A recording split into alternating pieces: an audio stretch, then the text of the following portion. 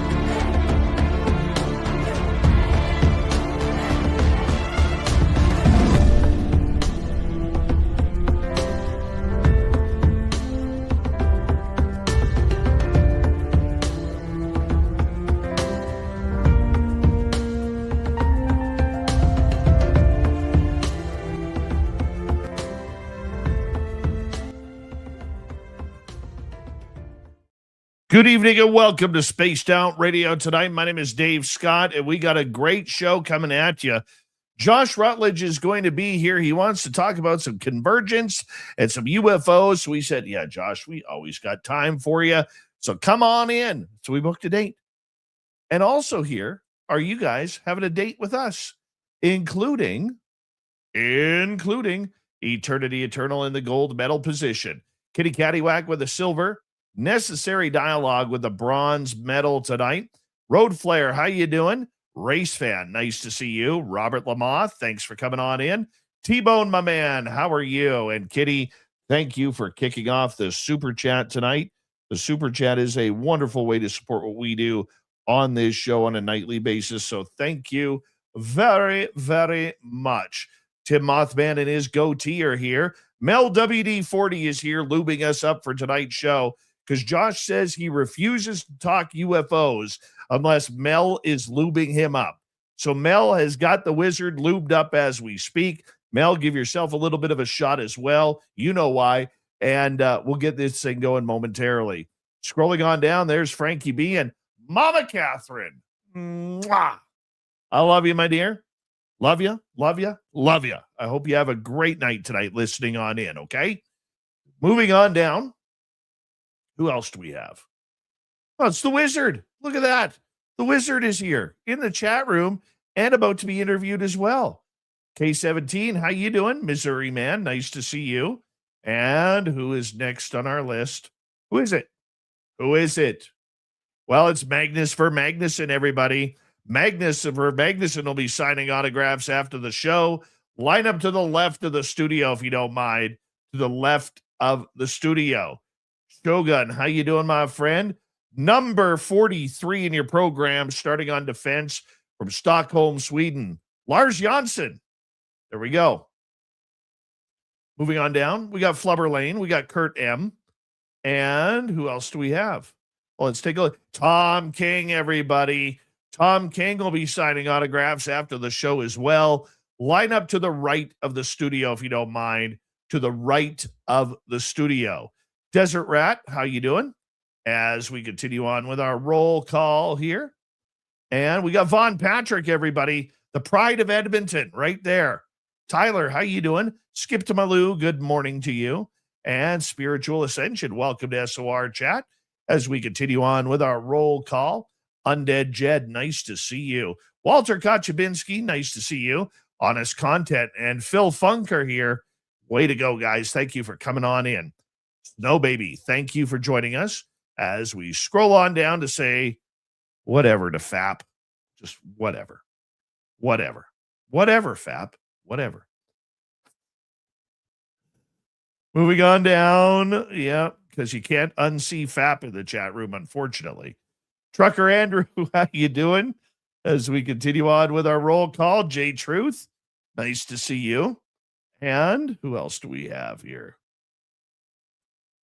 Andrew, how you doing?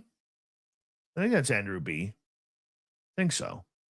And Wizard gifts 5 memberships tonight. Thank you, Wizard. Sharon Sunshine, how you doing?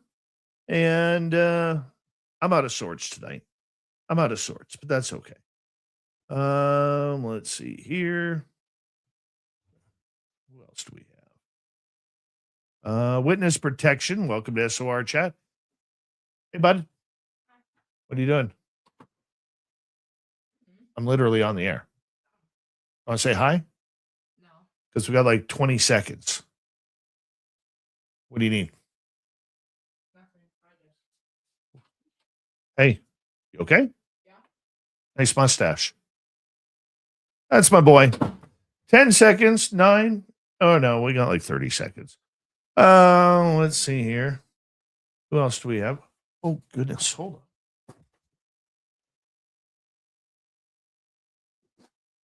Almost forgot to hit the start button there. That wouldn't have been good. Yeah. Terry Mills, how are you? Morwick, thanks for coming on. I don't understand why, Captain. What does that mean, T-Bone? Let me know in the chat room. Okay, thank you. Let's get going. Horns up. Let's rock.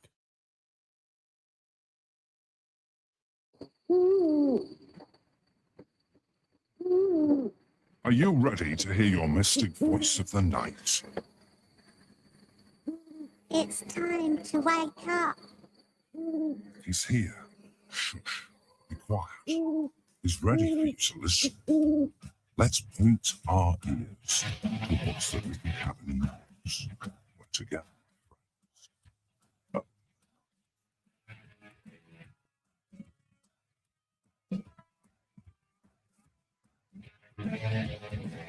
It's time for Spaced Out Radio with Dave Scott. From the mountains of central British Columbia to you listening around the world, this, my friends, is Spaced Out Radio. I am your host, Dave Scott, sitting in the captain's chair of SOR headquarters. We welcome you to tonight's show on our terrestrial affiliates around North America, digitally on every major podcast network. Our website, spacedoutradio.com. We have a plethora of features for you. Rock out to Bumblefoot, read the news wire, check out our swag as well. You can follow us on X at Spaced Out Radio, Instagram at Spaced Out Radio Show, and on Patreon in the Space Travelers Club. Tonight's show is brought to you by Caribou Con. We want to see you all right here in the heart of British Columbia, September 18th through 20th. Get your VIP tickets right now at cariboucon.com. Good friend in the UFO world is joining us as a guest tonight as Josh Rutledge, the UFO Wizard, comes in. He's going to be talking all sorts of contact, all sorts of psi ability, remote viewing, and even some UFO disclosure. It's going to be a good one. In hour number 3, Swamp Dweller will join us for another spooky story. We'll follow that up with a Q&A. Maybe Josh will stick around, maybe not. We'll see, because Lee Strauss is on vacation, and we're going to have a good time right now. So let's get right to it, because this guy is somebody who is so smart. And I'm very envious of his UFO brain, to be honest, because he doesn't get too high, doesn't get too low. He just wants the facts. Josh Rutledge is a respected UFO/UAP researcher, investigator, and commentator whose work focuses on most of the fascinating, controversial mysteries surrounding this phenomena. Often referred to as the UFO Wizard, that may have started on this show. Josh dedicates his investigating of UFO encounters, paranormal activity, cryptid reports, and other high strangeness events that challenge conventional explanations. His research seeks to uncover hidden connections, identify recurring patterns, and explore the deeper implications behind experiences that continue to captivate witnesses around the world. He's a proud member of MUFON, and we love having him on this show. Josh Rutledge, how you doing, my man? I'm doing fantastic, Dave. I'm so glad to be here. I'm so pumped. I'm ready to talk about some stuff, man. Yeah, well, let's get right to it, because I think we got ripped off. Tranche number 4 never showed up. No. You know, I want, there's like this thing going around where there's some website you can go to and you can bet on random things that are happening in people's lives, like, whether or not, somebody's gonna flush the toilet or something. I don't know.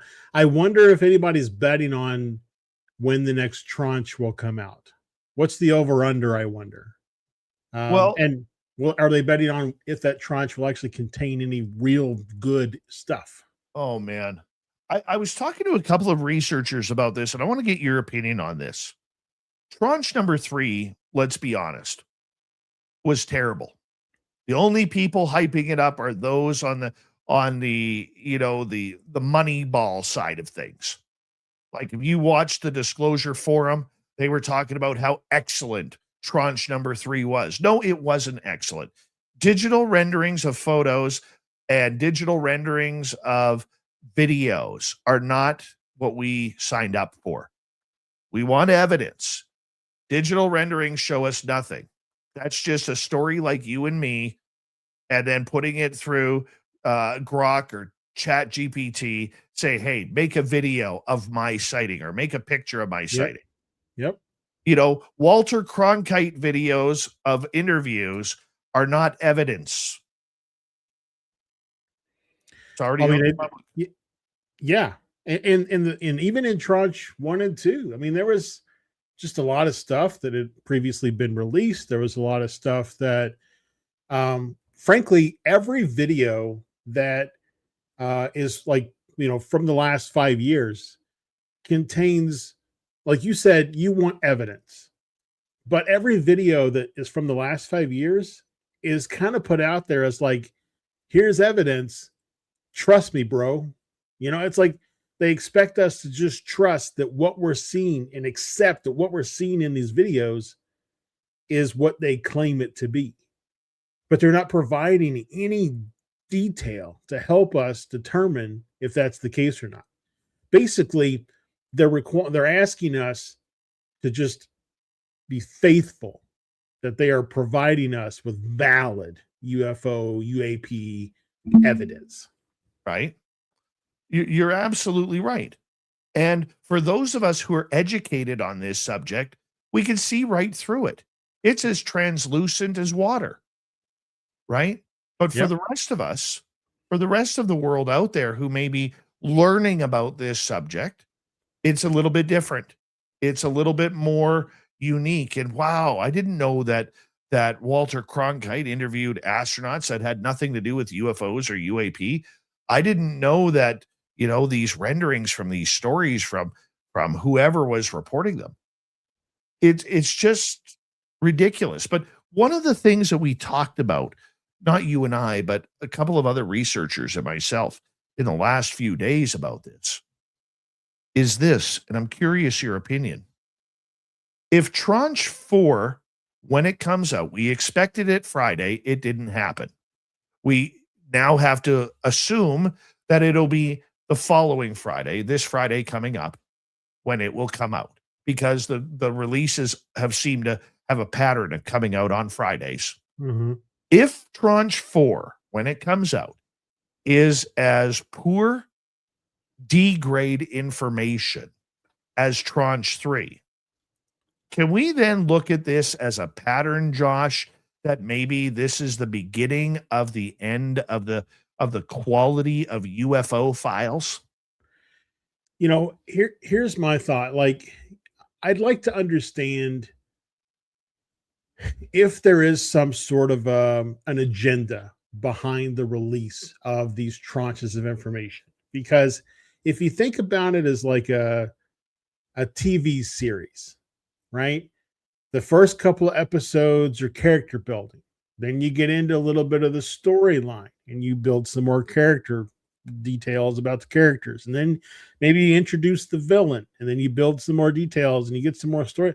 Like if their thought process is to release these things as like what they perceive as a ramp up in establishing their credibility as a valid source of UAP material, and B, that the content, not necessarily the content of the cases, not necessarily the content of the files, but the content of the cases is also potentially, going up and up. Like, we went from the first tranche included interviews with astronauts from, Gemini and Apollo missions to, even though it's a, like you said, it's a CGI picture, we still have an account from airmen of a potato type UFO over Cheyenne Mountain in Colorado. So it's, as far as like the details of the case, it's a good case. So if they're trying to establish their credibility and they're trying to build up to some greater release, then maybe Tranche 4 doesn't need to have, a smoking gun, because that's not coming until season 6. But if they're really just packaging this stuff together as they find it and then throwing it out there, which I think is probably the more likely situation, and we get nothing substantial in Tranche 4, then I think you're right. We just have to accept that we're probably not going to get anything that we all hoped we would get. I would agree with you. And, I'm trying to remain positive on it. I don't want to be that negative Nelly on it, Josh. Yeah. Because the first 2 tranches, I was very excited. I was very excited for those until I saw the videos, which to me were all man-made objects.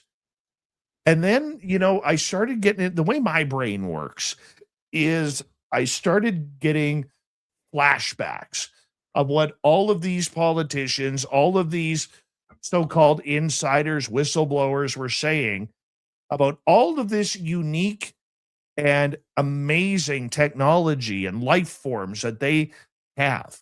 Okay. The NHI, but let's call it in English, aliens. Yeah. The UAP, man-made objects, let's call them UFOs for a minute.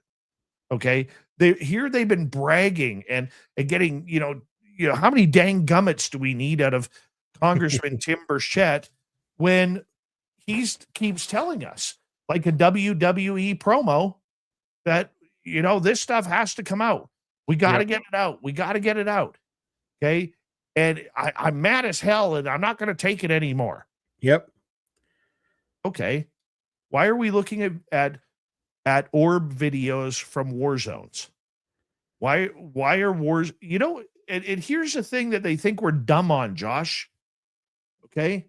The best place to test a weapon that has been developed in the United States for war is in war. Yeah. I don't buy if it says, if those videos, and I'm sorry, I'm a little passionate tonight. If those videos say Syria, if they say Iran, if they say Iraq, if they say Afghanistan, Russia, Ukraine, Israel, Lebanon, Gaza, any hot spot in the world right now, if any of those videos say that, I know in the bottom of my heart, I'm looking at a man-made object. Mm. I could be wrong. I don't think I am. Well, and what's interesting with a lot of the, like I said, the videos that have been released that are, captured on sensors and things within the last, 5-6 years, when you read the description, for the video as a part of the release, it says almost all of them say they were, captured in some arena, right? And then there's always a sentence that says this video was uploaded by a military personnel to a classified site, right? So it's basically like, and I know I'm gonna mischaracterize these classified sites, and so I apologize to all of the current and former military that are listening, but it's basically like an internal to the military, Reddit, if you will. And these folks are going out there and they're posting these, hey, look at this thing that I caught on this internal, military site. And then now we're going to release all this information. Somebody goes out and does a content search and they come back with all this stuff. It's not, a handful that I've seen. A handful have comments from Arrow.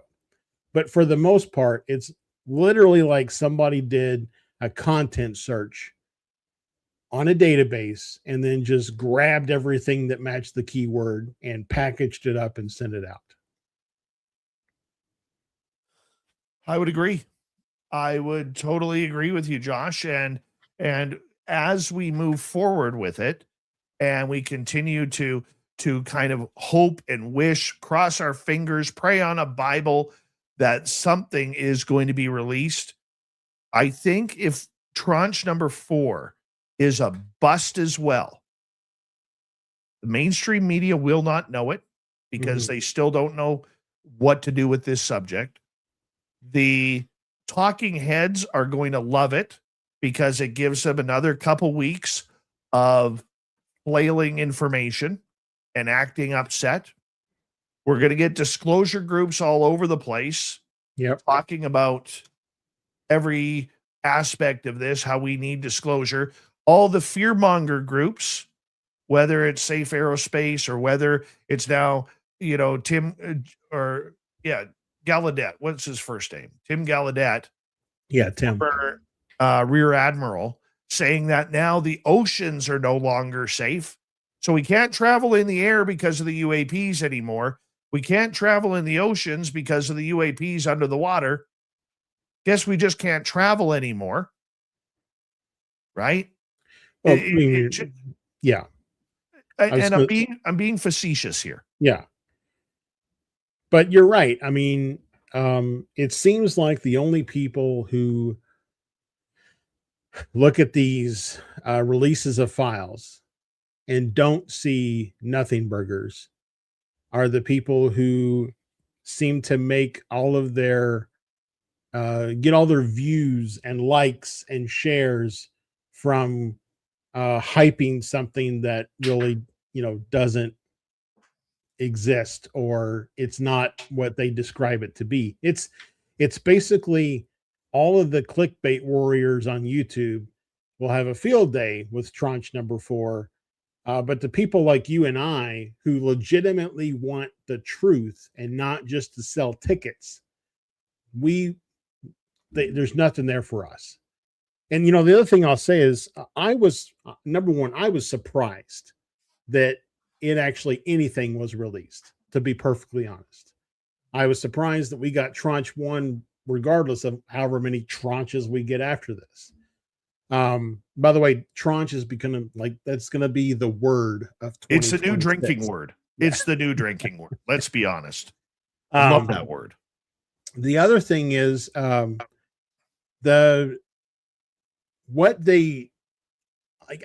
almost feel like it's like there's something hidden.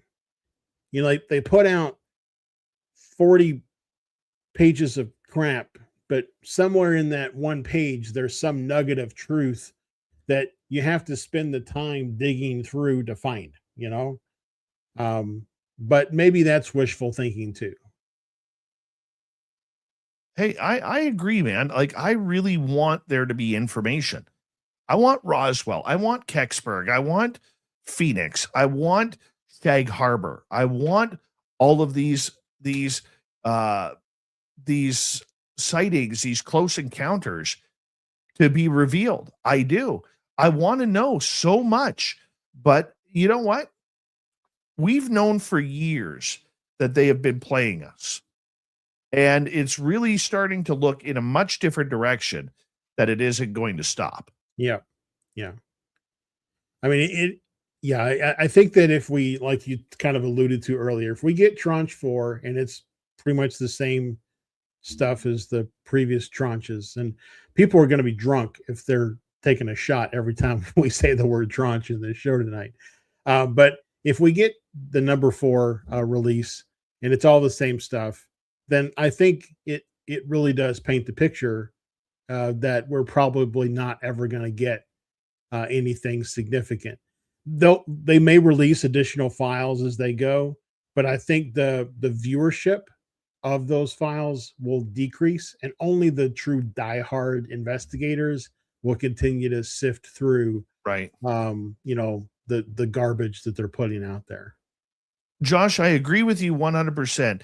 But as we got about 4.5 minutes to go here before we go to break at the bottom of the hour, Josh Rutledge, the UFO Wizard, our guest tonight. Let me play devil's advocate here with you for a minute. Yep. Okay. And that would be, Josh, what if we go back to that old saying of Lou Elizondo and how many times he repeated that over the last number of years, coming up 9 years? This is a marathon. This isn't a sprint. What do we do with that? Yeah, but I also feel like with all the UAP hearing discussions and the things that were said by Ryan Graves after the fact and all the things that were talked about, Congress has seen all these crazy videos, and like I feel like we were promised a Gucci bag and instead we got a goofy bag. Like we got a knockoff, like I don't, whatever you might find on the, the street vendor in New York. So, like I think we all tuned in to expect the marathon to be a slow trickle of the stuff that we've been hearing about for the last 8 years. But all we've gotten thus far is, for lack of a better representation, a fuzzy picture of something in the woods. The same thing that the vast majority of the skeptics or the cynics would look at the stuff that we would come out with and say, all that is a blurry picture. That's basically what the government is giving us. They're giving us a blurry picture and saying, this is it, guys. This is what we got. But if that's the case, then what was Grush talking about? Why was Grush up in arms? Why did they need to try to get Grush in a skiff to talk about what he knows if what they've released is all it is? Because what they've released, I can't see anything that is national security impactful. When you're releasing public interviews as UAP evidence, like the one with Walter Cronkite, that's where I kind of threw my hands in the air and I said, they're playing us. We've been duped, much like we got duped with aliens.gov. Yeah. That was a straight up troll in my opinion, but yeah, it's I want to be hopeful. I want to be hopeful that good stuff is coming. But so far, like you said just a few minutes ago, the pattern that is being established is that nothing good is coming. Nothing good the way we would say this is what we need to be the tipping point of the conversation about UFOs, A, being real, and B, trying to take steps towards figuring out what they are, why they're here, where they come from. Nothing that I've seen in any of the files of the installments, I'm going to change the word, thus far has helped that argument in any way, shape, or form. 1 minute to go before we go to break. Josh, what do you think the public reaction is going to be if this next tranche shows nothing? I think that the general public only consumes what mainstream media gives them. And so if there's anything in their videos or whatever, mainstream media will play them, but they don't really provide a lot of insider context. And so the general public is probably just going to see, again, same videos with no supporting evidence to help, clarify, hey, we saw this, it was moving against the wind, but, like none of that stuff to help them really process through what they're seeing. At the end of the day, the general public is seeing the Patty Bigfoot video, and they're being left to figure out on their own if it's real or fake.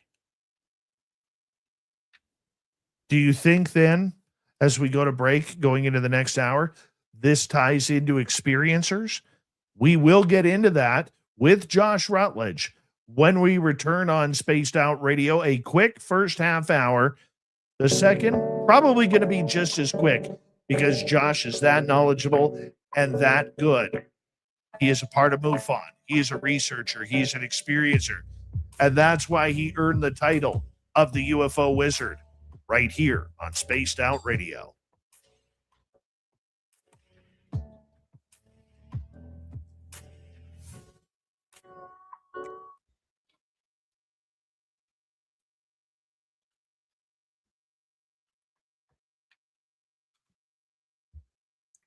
Good job, buddy. Thanks, man. Sorry if I got a little passionate about it, but No, man. I'm the same way. I'll be honest with you, I'm pissed off.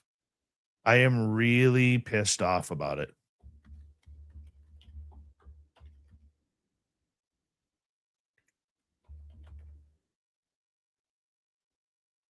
So I don't blame you.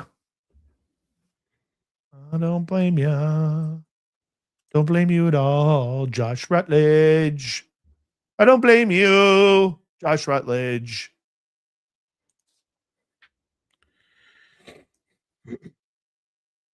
you know, we're coming up on the Roswell anniversary, right? We are. We are. We're also coming up on the Rhodes UFO anniversary in Phoenix, Arizona, 1947. Predates Roswell by 1 day. Are we not also near the, I always forget the name of this one. The metal alien came out of it.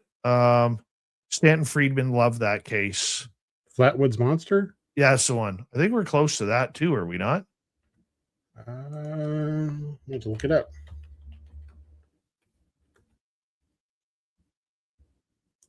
September 12th, 1952. All right. That was Stanton Friedman's favorite case.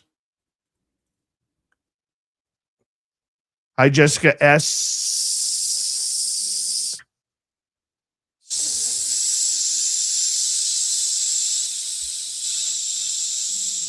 I think you have a leak, Dave. I know.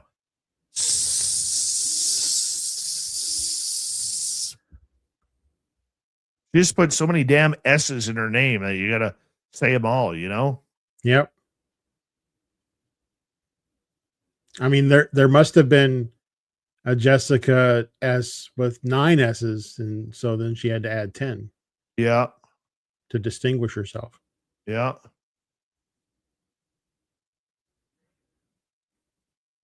I agree.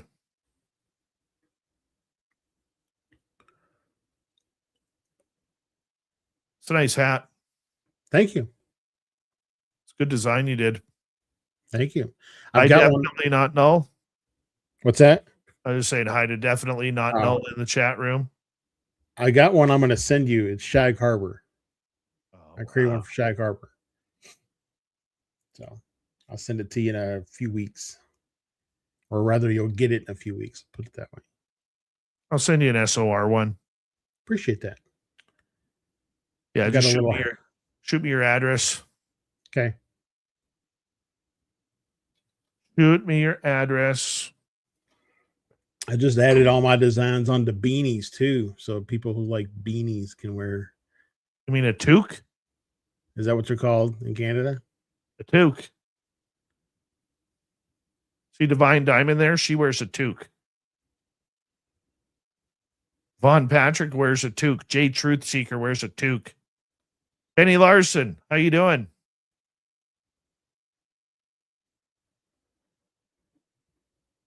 Who else is where are my Canadians tonight?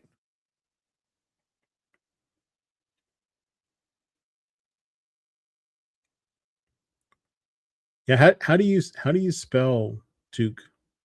There's 2 ways to spell it. You can spell it TOUQUE or TOQUE.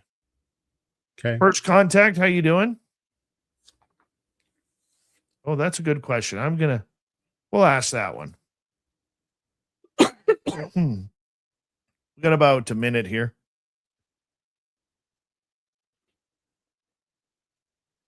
Divine Diamond lives like on the other side of the country where like the people are. Lots of people. Redneck, how you doing? Oh, you're from Mission. Oh yeah, I remember you telling me that. My old hometown. I've been to Toronto. Archon, how you doing? What kind of money would it take for my nonprofit to gain sponsorship of CaribouCon? If you're serious about that, email me at dave@spacedoutradio.com. The Dr. Evil from, $1 million Yes. comes to mind. Mark Wolf, how you doing? All right, we got 10 seconds. Thank you to the Wizard and T-Bone for the gifting of the memberships, and Kitty, Pam, Vaughn ×2. We appreciate it. Here we go.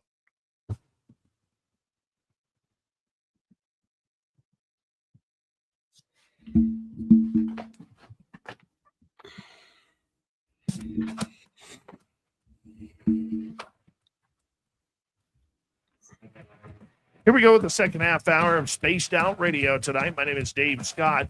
Thank you for tuning us on in while we break down UFOs and everything with the UFO Wizard, Josh Rutledge.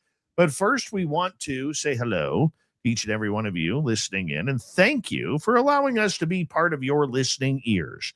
Really nice for you to do that, because we like bringing the monster talk to you. We do. Each and every night, we're here. We are. It's going to be good. Very good, as you continue to get to like us more and more. I want to remind all of you that if you've missed portions of this show or others, check out our free archives. Go on YouTube or any major podcast network. Our website, spacedoutradio.com. We have a plethora of features for you. Rock out to Bumblefoot, read the news wire, check out our swag as well. Follow us on X at Spaced Out Radio, Instagram at Spaced Out Radio Show, and on Patreon in the Space Travelers Club. Here's the UFO Wizard, Josh Rutledge. Right before the break, we were talking disclosure. Now we're going to get into experiencers. And normally I don't take questions until hour 2. But first contact in our chat room on YouTube brings up a good question that was kind of leading into this half hour. If someone wants to get abducted and experience the phenomena, how do they do it? That's are you familiar with the Newkirks? Greg and Dana Newkirk, yeah. Yep, that did Hellier, several years ago. Yes. So in the Hellier show, I think it was season 1, they were talking about how they were in Brown County, or Brown Mountains in the eastern part of the U.S., and they were basically trying to they were trying to put someone into a trance to try to get them abducted. Now the person agreed to this. It wasn't, they weren't duped or anything, but the attempt was to try to force an abduction. I don't think they were successful, but I do think the person that they tried to do this with, it ended up having them recall an abduction experience that they had previously. So, if somebody wants to get abducted, I don't know. There doesn't really seem to be, there's speculation that it's, if you've got RF negative blood, somehow that means you're more likely to get abducted. But I don't have RF negative blood, and I'm pretty sure I've been abducted. And I know other people, friends and coworkers and things that have had abduction experiences that also did not have RF negative blood. So I don't know. If we take the abduction part out of the question and we just say, if someone wants to have and experience the phenomenon, how do they do it? There's a number of different ways. Bottom line, it starts with like a recipe. And the base of the recipe is you have to be open to experience the phenomena in a myriad of different ways. You can't go out and say, I want to see a silver Tic Tac in my backyard, because likely that's not going to happen.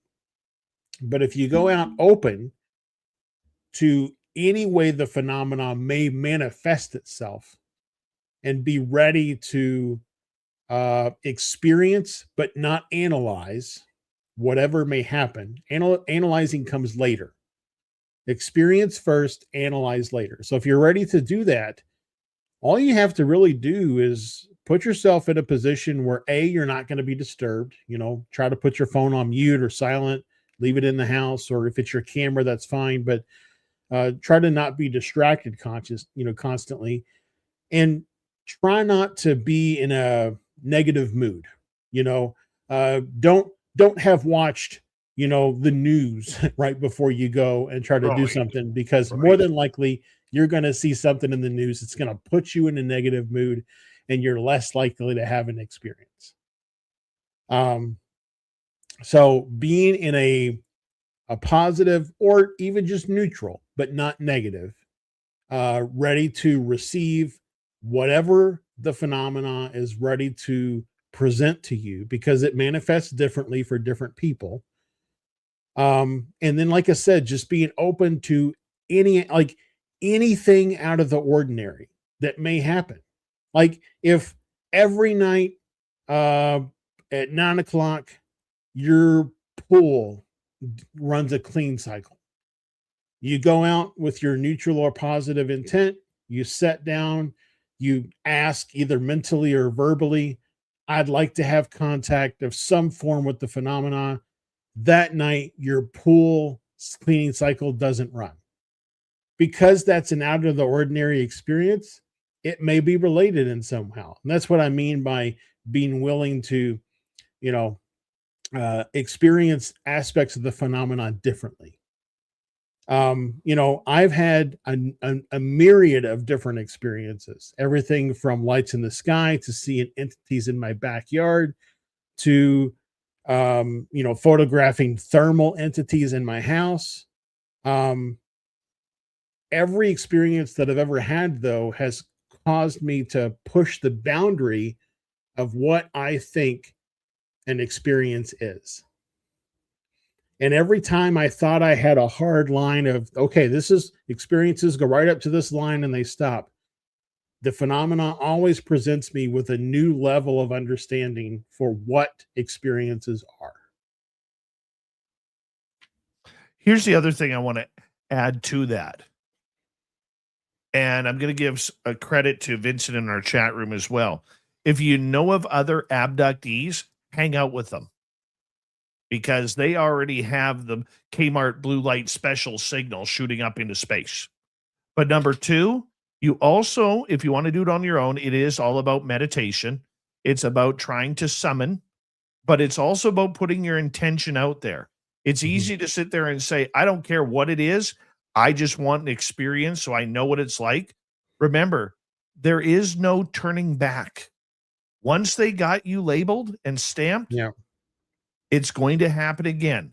And then if you do not have children, it's likely going to start happening to your children in the future, if you decide to have children, or maybe currently you have children, and it could start to happen to them right now as well.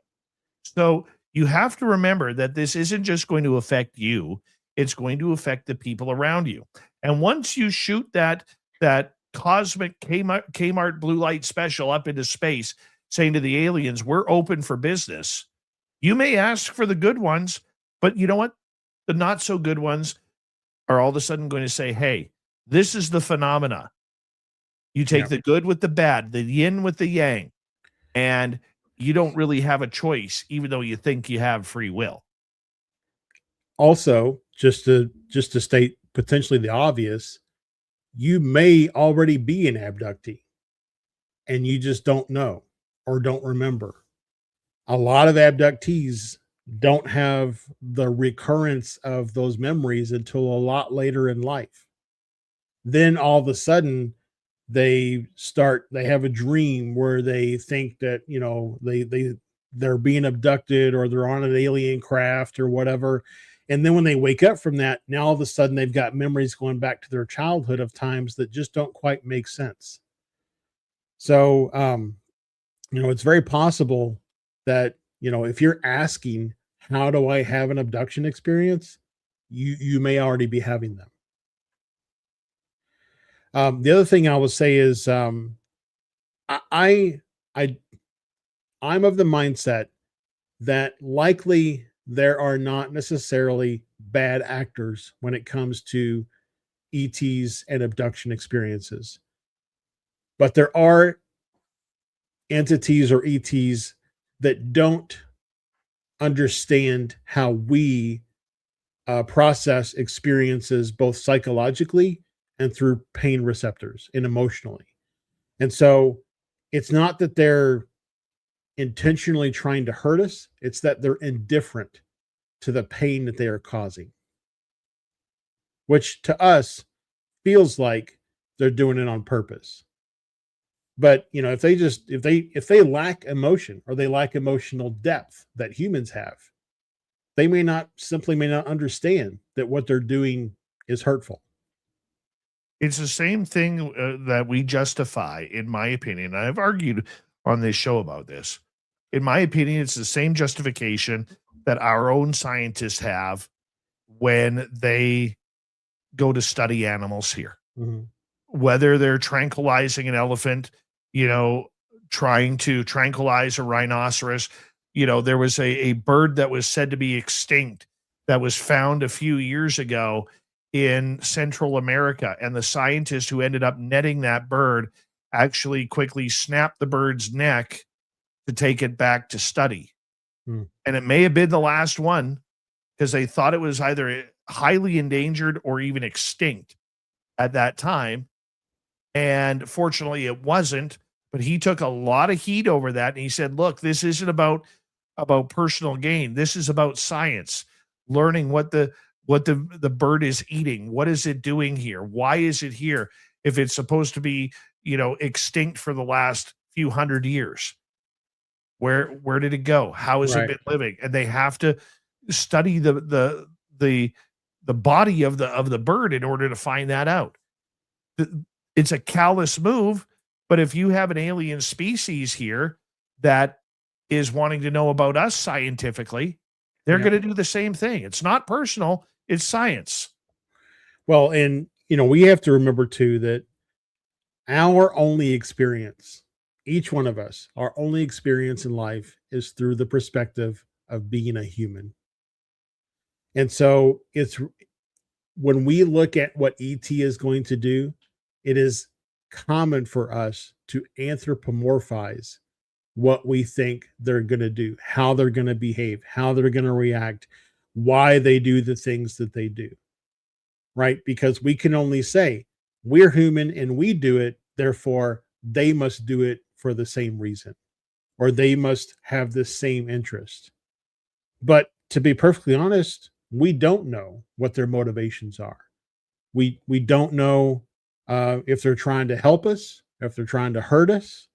It's really interesting that a lot of people who have abduction experiences that they once perceive as negative, the more that they process through the experience, they shift their perspective to understanding that the ETs were trying to help them, or the ETs were trying to heal them, or the ETs were trying to awaken them, or whatever the case may be.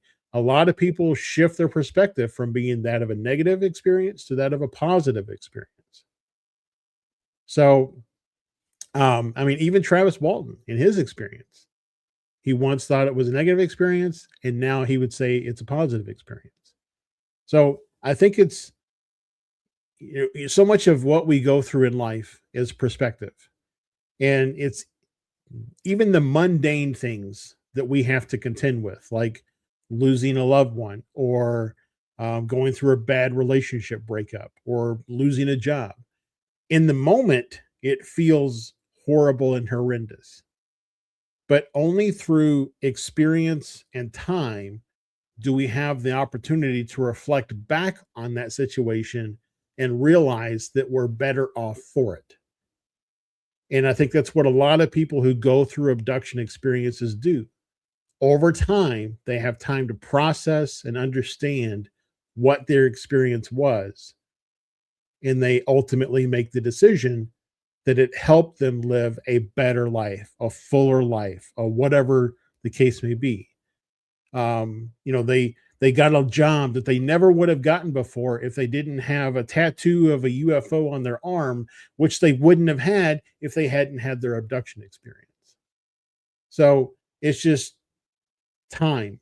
Time is the, kind of construct that helps us process through these experiences and try to figure out how they're meant to affect our life, whether it's to put us on a different path or to help us live a more complete and fulfilled life. We got about 9.5 minutes to go before we go to break at the top of the hour. Josh Rutledge, the UFO Wizard, is our guest tonight.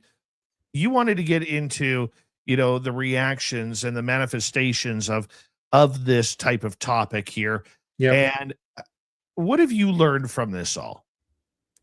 So as part of my doing the podcast, we're in our 7th season, Dave. It's hard to believe, but as part of doing that in the early on years, I started looking into if some of these things happen, in a related way. Is there some commonality maybe that exists between certain events that happened around the world? And so what first got me on to the possibility that this may be the case is I was researching the Enfield poltergeist that happened in London in 1977. There was a horror movie that was made that was based off of the Enfield poltergeist, I believe. I don't remember the name of it, but I'm not really a horror movie fan, but somebody out there is, I'm sure, and they would fill in the blank. But so the Enfield haunting or the Enfield poltergeist began in London in 1977, towards the end of 77. I think it was like September. It was August of 77. So I started looking at, okay, well, what else happened that year?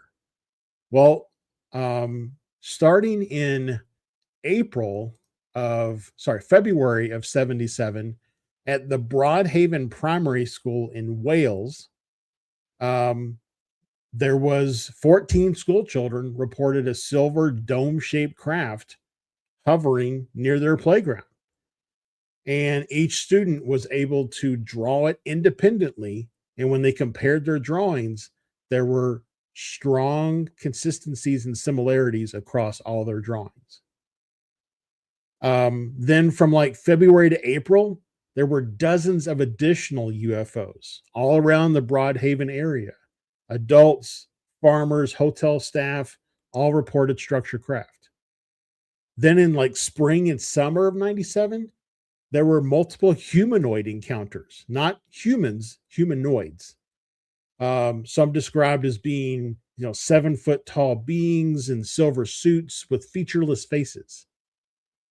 Then in summer of 1977, you get the Enfield poltergeist. As a part of my investigation, I also found that there was a police officer that reported a Fae sighting near Cambridge in the same year. So I really started looking at what if there is some commonality. Did the UFOs that appeared in the early part of the year in 77 in Wales, did they release some sort of a special electromagnetic energy or wave or frequency that made it more possible for these other additional things to occur? I started looking at other cases where there are UFO sightings, and then within days, there are Bigfoot sightings. And what I have found is that there's a lot of potential correlation between UFO sightings and then other, fringe or high strangeness related activity that follows UFO sightings in the many days, months, or year. So it's as if the UFO being in the physical space causes some sort of a bleed through for this other phenomena to be more observable in our three-dimensional space. When we go down this path, to start looking at the 3D, potentially the 4D or whatever else is out there. What are the signs that point you to that you're actually heading in that direction? Well, I mean, it started with just looking at people that have reported things that, we've talked about it before, that so much of our community is siloed. People investigate ghost sightings, people investigate Bigfoot sightings, people investigate UFOs, but no one's really looking at everything holistically. And so that was the approach that I tried to take. When I would look at UFO sightings, I would then broaden my range to look at, have there been reported Bigfoot sightings? Have there been reported, poltergeist, or did ghost activity increase in a given area? Were there other high strangeness things like cryptids or psychic events that people couldn't explain? I think only looking at the thing as a bigger picture does it really start to give us the potential for us to really understand the broadness of the phenomena as a whole, not looking at the individual pieces, but looking at the bigger picture, the bigger puzzle. It's like the mosaics. If you're only looking at a tile on the floor, you just see a tile on the floor. It's only when you take that wider perspective back that you realize there's a beautiful picture that's been made up of all these different tiles. And I think that's what we have to do as both investigators and just people who are generally interested. When I investigate a case for MUFON, I always ask, have you ever had any other, or did you experience anything else, not necessarily UFO related? Did you have a weird dream? Did you have a prophetic moment? Did you feel like your mother was in the room? Did you smell the perfume of your grandmother who passed 10 years ago? Because again, I think that there is some crossover interference or bleed through that occurs with these UFO sightings. Now, the possibility, there's the way I see it, there's two possibilities.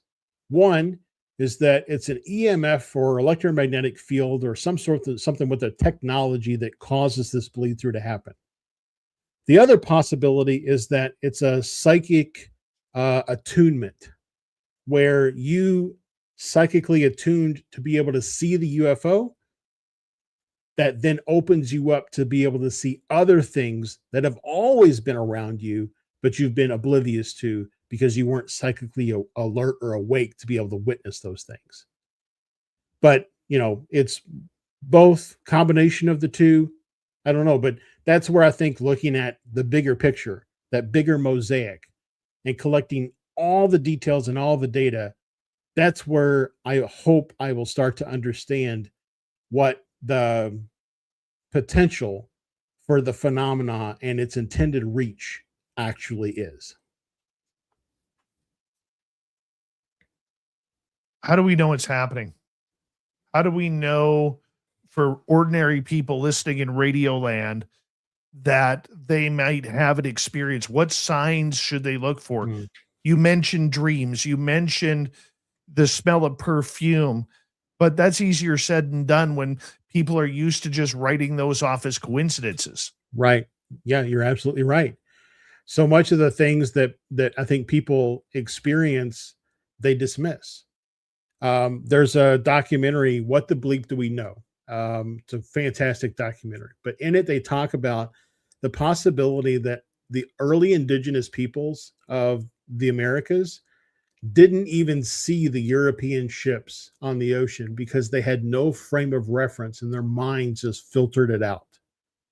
It's only when we shift our awareness, when we bring our attention to the everyday moments, which, by the way, leads to a much more content life. When you see the magic in the everyday moment, you have a better life experience.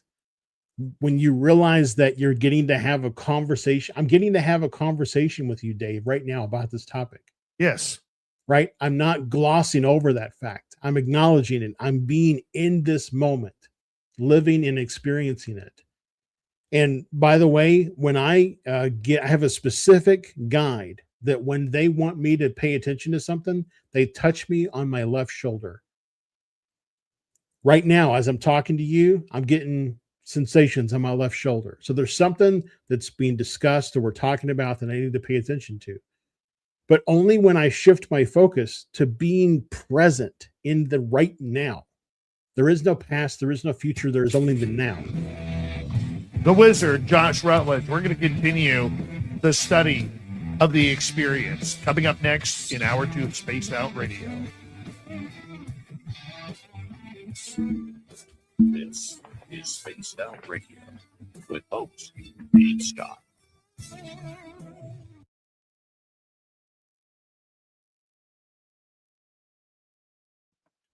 All right, we're just going to throw a video up here for a couple of minutes. Donnie Osmond in the chat room. Your trolling is absolutely terrible. If you're going to troll on my room, please do better, because right now your trolling ain't worth shit. Like, honestly, it's boring and bad.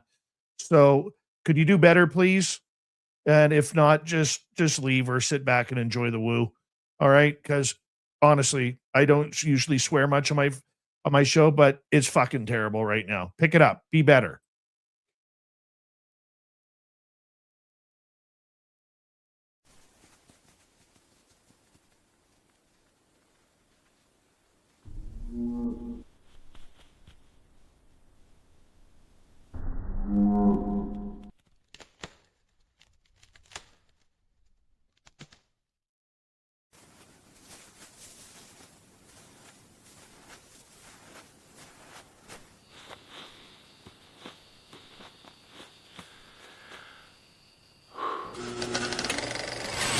Our merch is Bigfoot approved. We have t-shirts, we have mugs, we have hoodies, we have socks, we have hats, we have stickers, and so much more. Whatever you're looking for, we have you covered. Why just be a fan of the paranormal when you can buy Spaced Out Radio merch and look the part? Our merch ain't ugly, folks. Check out the Spaced Out Radio store. Find the link in the description below.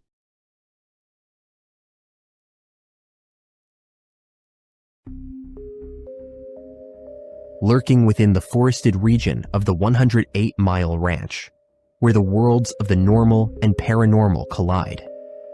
CaribouCon is waiting for you, bringing together a panel of renowned experts in the paranormal, cryptid research, and UFO phenomena fields. Get ready for a spine-tingling weekend in the heart of British Columbia. Enjoy fascinating discussions, presentations, tours of local haunted areas, and skywatching. Learn from investigators, authors, and enthusiasts who explore everything from ghost hunting techniques to sightings of Sasquatch and beyond. Whether you're a seasoned paranormal researcher or just love a good spooky story, this is your chance to connect with fellow enthusiasts in one of BC's most mysterious areas. Tickets are on sale now. Grab yours before they're gone. Visit cariboucon.com for details, tickets, and updates. Are you ready to dive into the weird and wonderful world of cryptids, cartoons, and chaos?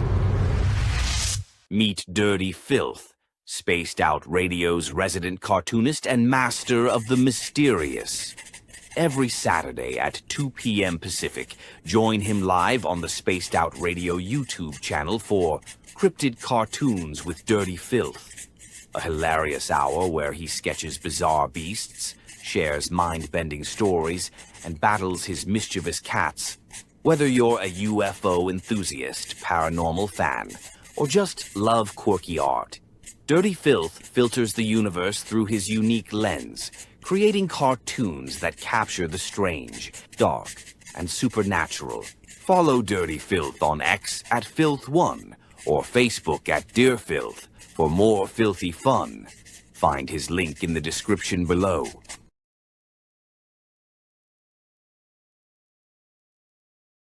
Spaced Out Radio wants to hear from you. We love our community, and your voice truly matters. Drop a comment after every show and let us know what you thought. Agree with our guests? Tell us why. Disagree? We want to hear that too. We read every single comment. jump into the live chat during the broadcast, and be part of the conversation in real time. Got a killer topic idea? Your suggestions help shape the show. And if you want to take it even further, join our Patreon for bonus content and direct feedback opportunities with Dave and the team. This is your show as much as it is ours. Whether you're a longtime listener or brand new, we want your thoughts, your questions, and your ideas. And let's keep building this incredible community together. Spaced Out Radio, where the conversation never ends. What are you waiting for? We're listening.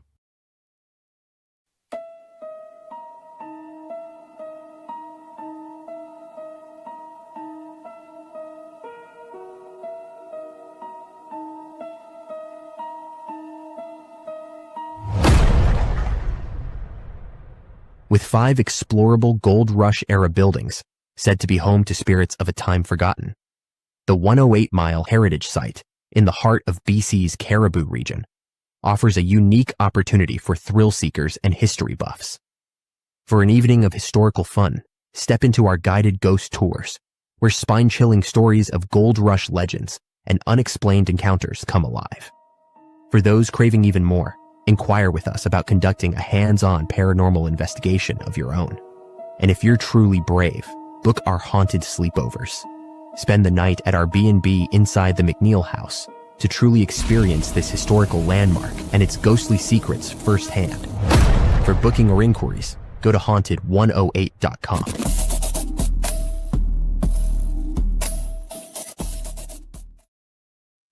All right, we bring back the wizard. We're coming back in 10 seconds. Thank you, T-Bone, Pam, Vaughn ×2, and Kitty for the super chats. Don't forget to give us a thumbs up. It helps with the show algorithms. And hit subscribe if you're new. Here we go.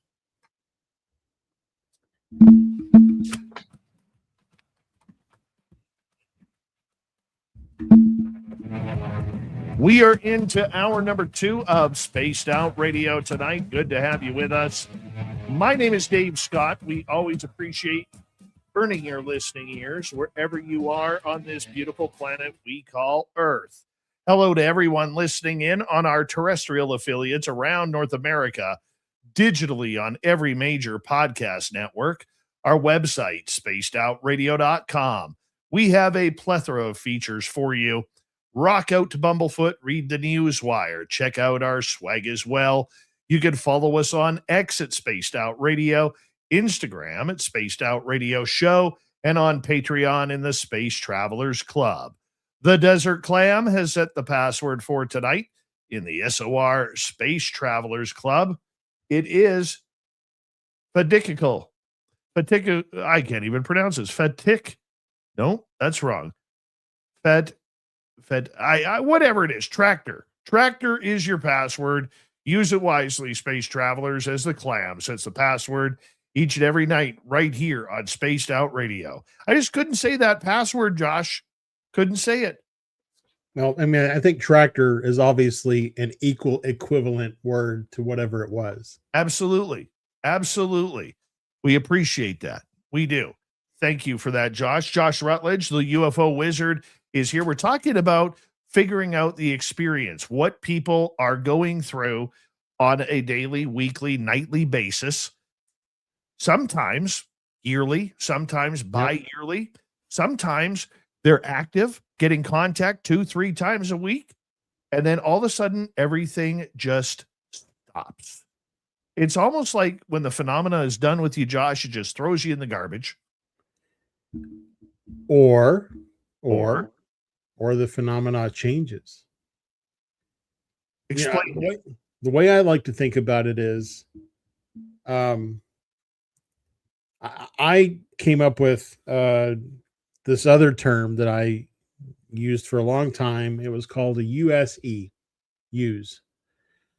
And it stood for unidentified strange experience.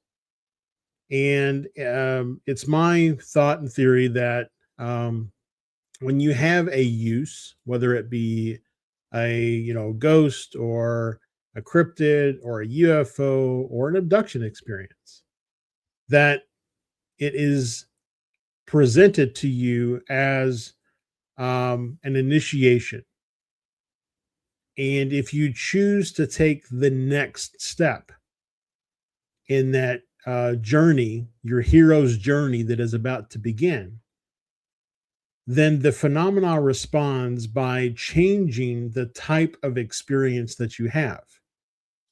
If you have been seeing orbs in the sky for a year, it's because you haven't kind of accepted the call for whatever this initiation is trying to get you to take this kind of leap of faith, if you will, towards the next stage in your development as a person and your understanding of the nature of your own reality. When you do, though, the phenomena changes. It sometimes changes quickly. You'll all of a sudden you'll see these white orbs. You'll have a realization, oh, maybe life is more complex than I thought it was. And then the next night or the next couple of nights, you won't see the orbs. Instead, you'll smell your grandfather's cologne that has been passed for 15 years. The phenomenon has changed. But if you're stuck in looking for what you have always been seeing, then you may not realize that your experience has deepened and that your experience with the phenomena has evolved. You're too busy looking out window A when the phenomena is waving at you out window B. Are we able to track this with evidence? And if so, how do we get that evidence? Well, I mean, if we go the option of, like I said, there's maybe two different ways to look at these phenomena. One is that they have some sort of there's a energy field associated with their technology that maybe causes these bleed through events to occur. If that's the case, then we may have sensors that can help us detect those that energy with their technology, either as a direct detection of the energy, a spike in EMF, let's say, or we might be able to sense a decrease in our own energies that we're aware of because their energy is present. When I look at a lot of the cases from the 40s, 50s, 60s, 70s, there's a lot of cases of engines stalling, TV and radio broadcasts being interrupted, power being drained, things like that. So it may not be necessarily that we can detect their technology and their energy signature, but we can detect the symptoms of their technology being present. And then we can record the data around those symptoms. And we basically would then be painting a data picture that would identify a hole or a gap in our data. And that hole or gap in our data may be where their technology lives. And then that would lead us to potentially then say, okay, we need a sensor that can detect this missing piece of data. And then we go off and devise, if we have the knowledge and the understanding of the physics, we go off and devise a sensor to do so. And then we can detect their technology.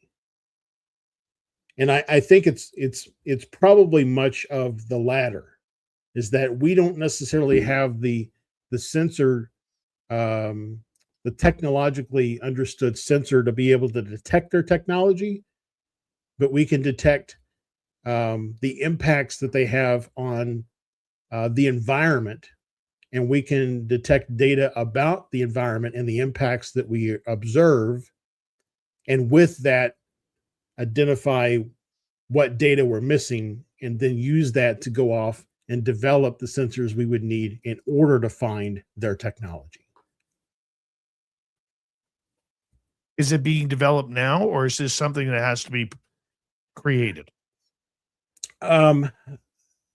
Is it being developed now? I don't know. I mean, somebody could be working on it. I'm certainly not privy to all of the different groups that are popping up that are interested in doing some, real-time data tracking for the anomalies. I speculated, or I kind of joked the other day that the new UAP data gathering is almost like the gold rush of the 1800s, where now everybody wants to get a piece of this UAP pie and the data that they can collect about it. As far as the work that I'm doing, I have a MADAR device that I have in my house that's part of the MADAR network. I think I've talked about this on the show before, but if not, MADAR is a box that's built on a Raspberry Pi, and it monitors EMF fields, compass heading, radiation, and acceleration. And when it sees a threshold increase, or when it sees EMF increase above a threshold, it triggers an alert, and then it monitors all those things every second and collects all that data. So there are things like MADAR that other people are coming out with, but what I've seen so far, it's a lot of them are meant to be deployed as a part of an investigation. So they're mobile. You can take them from this location and this weekend, and then you put it in this location the next weekend. The issue with that type of instrumentation is that you don't know what the baseline is for that location. So maybe every night at 9 o'clock, that location sees an EMF spike as just a part of normal. It happens in that location. There's power lines nearby. There's, a whole neighborhood comes home from work and all of a sudden turns on their Wi-Fi network. I mean, there's any number of reasons that could cause an EMF spike. But if you've got a piece of technology that's never been there before, and it's not been monitoring that, kind of basal readings for that location, then you may flag that as an anomalous experience or anomalous data when it may not be. So having devices that sit there passively, constantly monitoring the data in an area, and then looking for either spikes or dips below kind of a floor threshold. We have the average floor threshold in my house might be 12 EMF. Or 12 milligauss. It's not EMF, but 12 right. Milligauss. So if I see a dip down to 3 milligauss, that's probably something worth noting as well.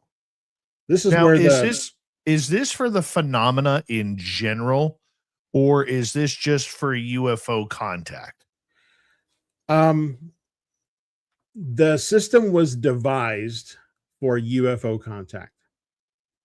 However, I think it has cross phenomena implications. I talked about UFOs draining batteries, right, of cars, causing cars to stop, things like that. Well, we also see a similar behavior on a smaller scale when we look at ghost manifestation, right? You're doing a ghost hunt, the battery on your camera drains, or your laser pointer that was fully charged or had brand new batteries, now it doesn't work anymore. And when spirit ghosts manifest, they pull from the local EM fields of a location. If that location is electrically null, that is to say there's no power running to it, then they pull from whatever electrical sources are available in the area, your phone, your tablet, your computer, your investigation equipment. So if they're drawing EMF, causing a power drain, and UFOs are also drawing EMF, causing a power drain. And even though we're looking at this data to find EMF or UFOs, it stands to reason we might be able to look at the data to find ghost activity as well. So like I said, a lot of these systems are being developed strictly under the heading of UAP. And that's because a lot of people are unwilling to consider the woo. But I think once the data is collected, if somebody has a ghost sighting experience at a location and we have data for that location, it should still be evaluated to help substantiate their ghost sighting experience. Which makes absolute sense. I mean, look, there has to be, if I get this correct, we're looking for a universal registry of how the phenomena comes in, comes out, and is able to track and monitor people, correct? Yeah. So with that, I mean, knowing that the phenomena is highly unpredictable, how do you, how can I put it? How do you define scientific results off of something you can't predict is going to happen? Yeah, and that's where you have to have devices in places where there is reported continuous phenomena observed or experienced.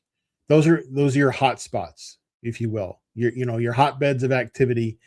You put these passive devices, space them around an area, a city, a location, whatever the case would be, that are passively monitoring EMF and frequencies and things like that. And then when somebody has an experience, you note the date, you note the time. Every single time somebody has an experience, a date and a time, so on and so forth. Then you go back and you look at your data that you collected over that entire period, and you see if, okay, this location, this person had this sighting here at this location. Well, that was within a mile of these two data collection boxes. I'm going to now review that data to see if it caught anything anomalous. Oh, look, this one shows that there was an EMF drop at the same time that this person experienced their sighting. Well, this one over here shows that there was an acceleration drop at the same time that they experienced their sighting. And then you have correlating data to then support that experience. So then when you have that correlating data, and again, you're looking at all your different data points around an area and all the different experiences that happen in that area, that begins to paint a picture of what the effects that the phenomena has on a given location or the environment in general, right? When you know the effects that it has on the environment, imagine, if you will, that we could establish and build a data model that we could then take to a company like AT&T and say, hey, AT&T, I know you passively monitor all these things from your cell phone towers, and you do it so that you can make sure that your cell phone coverage is top notch.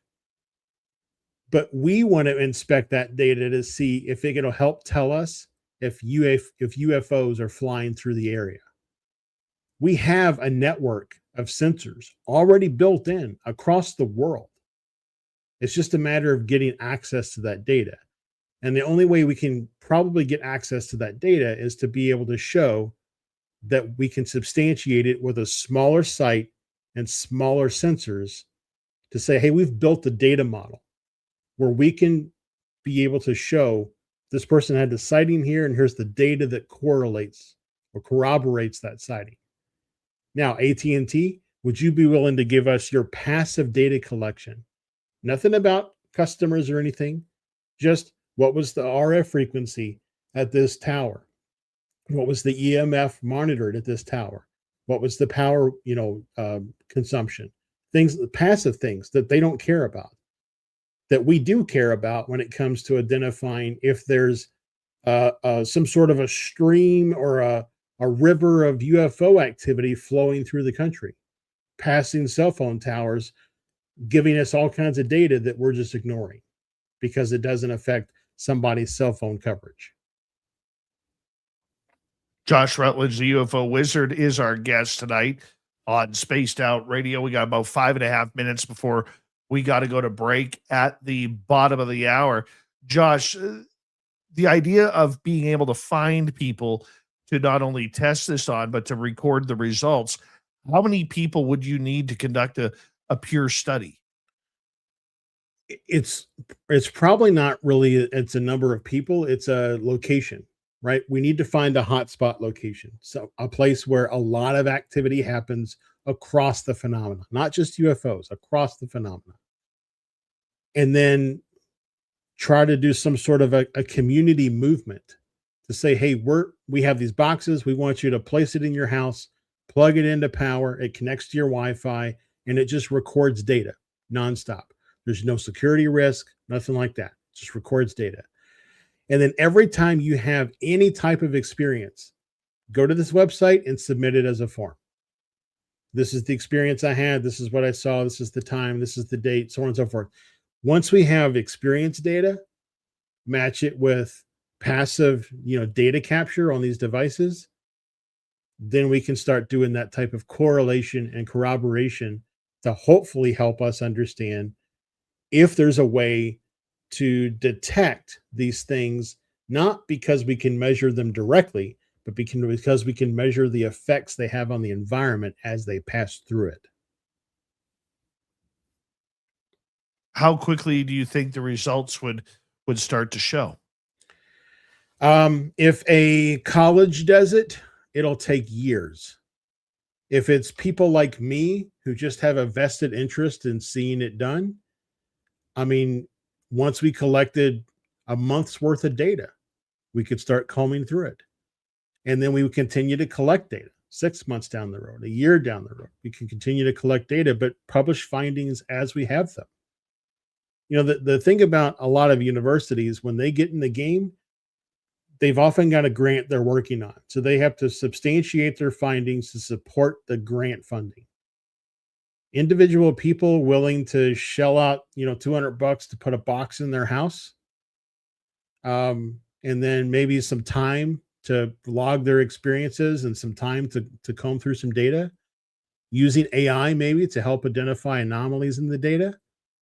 It could be put out within a couple months after the first couple of months of collecting data. We could get real results in a relatively quick way and be able to produce even maybe a heat map of an area to show this is how UFOs, or at least there's anomalous movement across these areas. Not necessarily UFOs, not UAP, not ghost or poltergeist, naming it specifically, but there's anomalous activity that are happening in these areas. And here's a heat map that shows based on the data that we've collected. What patterns would you be looking for? Well, I mean, it could be anything from, like I said, a spike or an increase in EMF that's not normally seen in that location at that given time or day. It could be a drop in EMF at that location. It could be an increase of radiation for a location. It could be there's a sensor that monitors acceleration and it tracks an acceleration spike.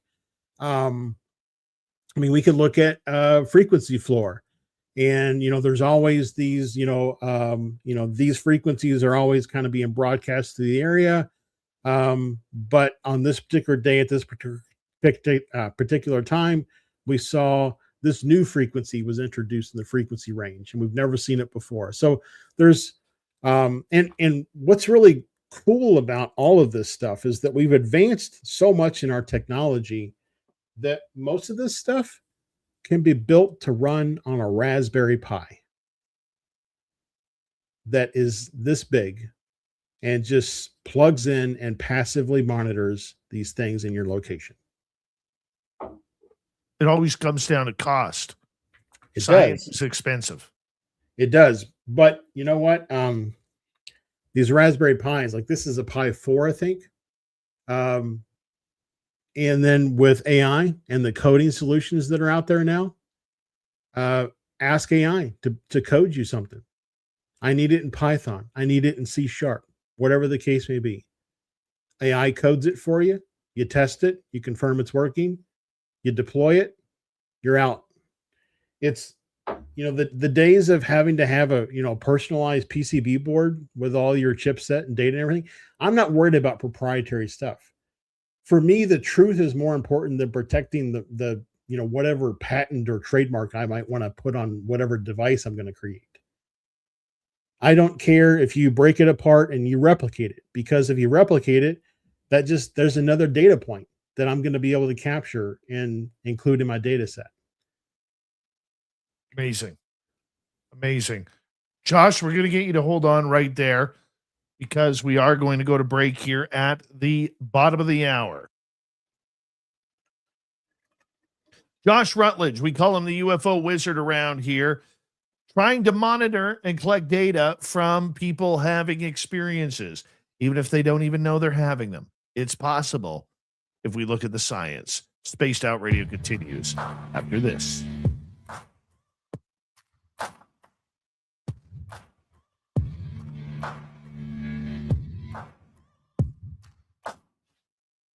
You're listening to Spaced Out Radio with your host, Dave Scott.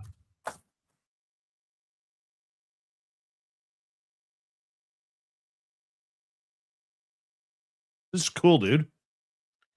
Well, thank you. I hope I'm not boring people with all this talk of I'm data. actually quite enthralled with it. Okay. I mean, I that little game that I made for you with, you Yes. doing stuff with a hockey stick. I mean, AI built that. I told it what I wanted, and it did all the coding to build it for me. Weird. And then when I was like, the aliens are not, I wanted to make a noise. So then it coded in making a noise. You are too smart. I'm just really good at using the tools that I have available to me. Al Garay on Twitch finally showed up tonight, back from the gym.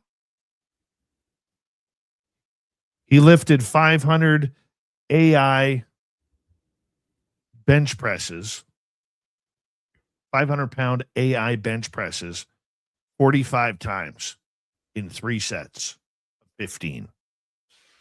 Good job at the gym tonight, Al Gray. We appreciate you.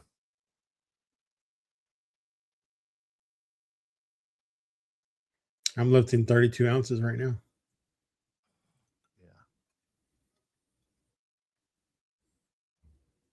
Gonna hang out for hour 3? Yeah, I can stick around. Let's do it. Let's do it. That's good, because I totally forgot that Lee took this Friday and next Friday off. Oh, I just remembered. He's out in the field at Mount Adams. Nice. Looking for Bigfoot. Kind of another thing that got me thinking about this is there was an episode of Hellier. I think they were talking to some woman. I don't remember where they were, but she talked about right before she had her Bigfoot sighting, she saw a green flash of light. That also got me thinking, what if there was some sort of a green flash of light could be a side effect of an EMF, disturbance in an area. It's like, what if there was something that caused that to happen, and then Bigfoot bled through? That's why we can never find where Bigfoot lives, because Bigfoot doesn't actually reside in our 3-dimensional plane. Just occasionally we get sights of him as he bleeds through into our dimension. Could be. Could very well be. It would make sense. It would absolutely make sense.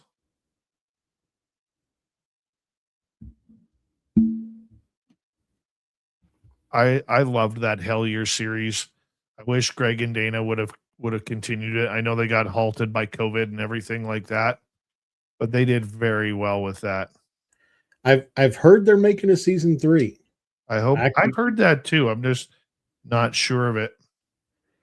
I mean, they've made some posts on their own socials, like not stuff that fans monitor and maintain, but that they're out doing something. They're out in the wilderness doing something.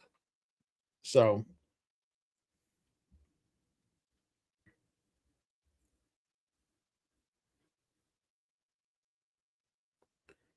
I mean, I in my gut, I think the phenomena wants to be known, and it wants to be found. And it's just waiting for us to do it. And unfortunately, we're waiting for someone else to tell us what it is. Ever tell you my weird coincidence with Hellier? Season 2, episode 4 or 5. About 10 days before they released Hellier, I had a dream. Samantha Mowat was there. A bunch of other people I knew were there. And I saw this UFO being chased by a jet fighter, keeping it short here. And as the UFO got closer and closer to my buddy and I, it turned on its side, showed the bottom of the craft with a giant blue mantis praying, like not a mantis, one of those big fish things. Anyways, sorry, I got nothing to give you. I can't go off. I don't know why I'm blanking on it right now. Like a ray, like a manta ray, stingray. Yeah. Alan Greenfield goes on there in like episode 4 or 5 of season 2. It talks about how people see blue stingrays on UFOs. It was weird. Here we go.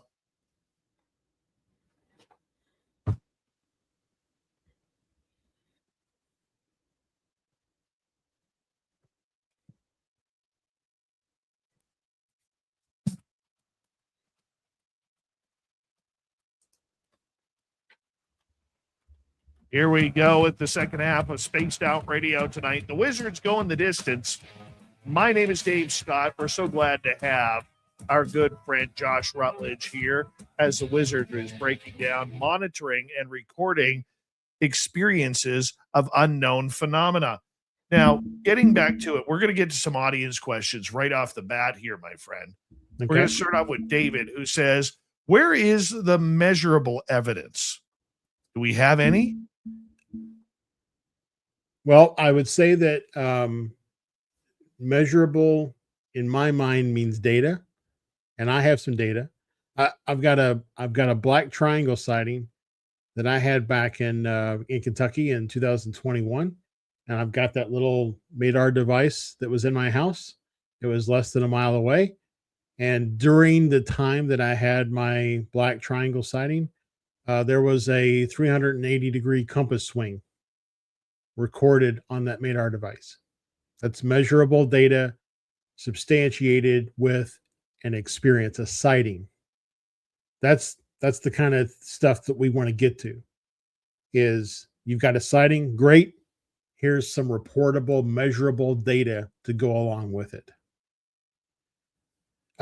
What is the thing that we hear probably more often than not is that the eyewitness account doesn't carry a lot of weight because people misremember things or they misidentify things or whatever the case may be. And so the eyewitness account is almost always discounted as a part of any type of investigation. But if we had measurable data to support that eyewitness account, well, now it becomes stronger. And that's where I would like to see is people actually looking at these MADAR devices or something similar, as long as everybody's willing to share their data.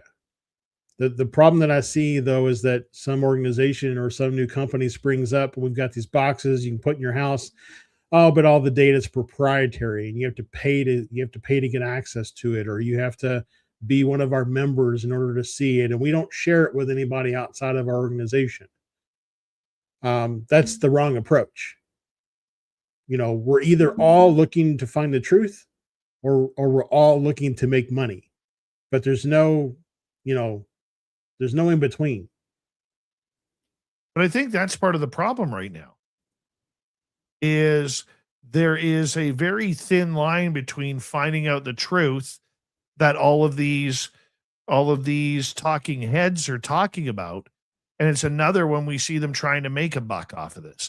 And look, I don't do the grifting thing that is so popular in the UFO community. I don't mind anybody making a buck off of what they're doing. What I do care about is when we do see people like Tim Gallaudet or other people like Ryan Graves, I'm calling out those two individually, talking about how, as I mentioned off the beginning of the show, the air is not safe because of UAP.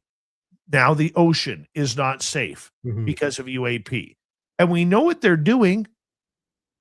Fear causes budget. Yep. Big budget. And whether you like it or not, I might have an unpopular opinion here. I'm saying this as an outsider. The U.S. is very good at causing fear-mongering and panic. The U.S. government, not the people, the U.S. government. And if there's a way that this military-industrial complex can cause any sort of fear or harm to get budgets, they will do it. And the American taxpayer is on the hook for it, even if there is no threat. Like right now, if you go out in the public now, I mean, look at all of us with our email or our passwords. A password isn't good enough anymore. Now we got to go with those stupid verification codes on everything. Somebody fear-mongered about fraud and identity theft so much that they've now made multi-billions worth of dollars on it. And I can tell you, in my finance business that I have away from this radio show, it's not my business, it's who I work for. In 19 years of doing that, almost 19 years, you know how many fraud attempts I've had out of the thousands of people I've dealt with? One. One. But hey, it's on the uptick. Well, isn't that always the case in order to build budget? I said to one company that I was talking to one of their reps the other day. I'm sorry, I'm going to get this off my chest because it actually does pertain to what we are doing and what I'm saying here. And I said, you know what? I'm really glad that you guys still haven't done that stupid verification code thing to get into your website. And he goes, well, it's coming. I said, when? He goes, right now. Within an hour, I had to have that verification code. And if I were to tell you the website of it, and I'm not going to, but if I were to tell you the website about it, you'd be like, are you serious? You need a verification code to check a part model? But fear sells. Yeah. And it creates billions. That's why we're seeing all of these people and all of these companies about we're going to in the UFO world design these devices that are going to pick up UAP. Well, guess what? Regular radar picks up UAP. Yep. Okay, unless they are stealth. Okay, stealth jets, stealth drones, because UAP being man-made objects. I know you don't agree with that, but I'm going to just throw that out there. Okay. Regular radar picks that up. It's the UFOs that we can't seem to track. Well, I was just talking to somebody else the other day about, it seems to be that the one thing that a lot of these newer videos that have been released as a part of these, file drops seem to have in common is that they're all moving under the radar, right? They're all below the floor of radar. Right. Good analogy or good noticing on that. So either it's because they don't want to be detected, or it's potential that the frequency that the radar, the pulse that is being sent out interferes with the technology in some way. It's been speculated that the Roswell crash may have been caused by a radar test. We basically shot it out of the sky accidentally or whatever by sending a bunch of high frequency pulses at it. And they didn't know what to do, and it fried its systems. So let's assume for a moment that UAP and UFO share that in common, that they are negatively affected by radar. So then they have to fly or maneuver below radar. Think about the Tic Tac event, 2004 Nimitz case. That was near the surface of the water. The only time it engaged above the surface of the water was when it shot off in the opposite direction. Where radar doesn't penetrate? The oceans. So maybe that's why we're seeing so much activity now in the oceans, because we certainly don't bombard our oceans with sonar like we do our skies with radar.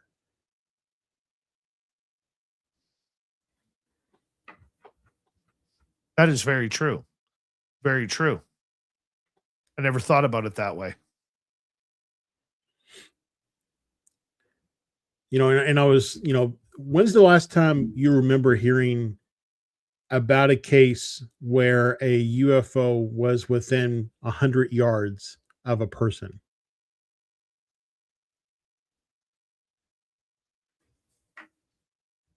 I would say it's been early 2000s. It's probably the last one. I had my encounter in 2023. Okay. That was about 20 yards away. Okay.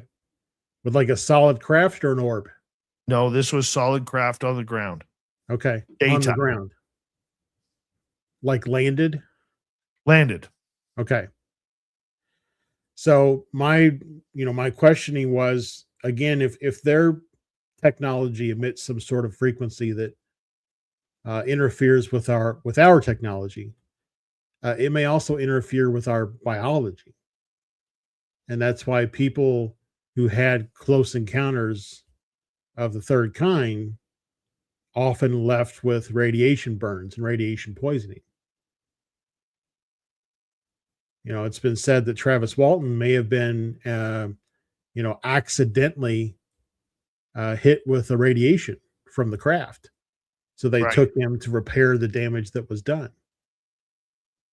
And that's why I think we don't really see a lot of in air. In your case, it was on the ground. It was landed. Maybe its technology was not necessarily at play at that point. We don't see a lot of in air craft within 100 yards or 200 yards of a biological person.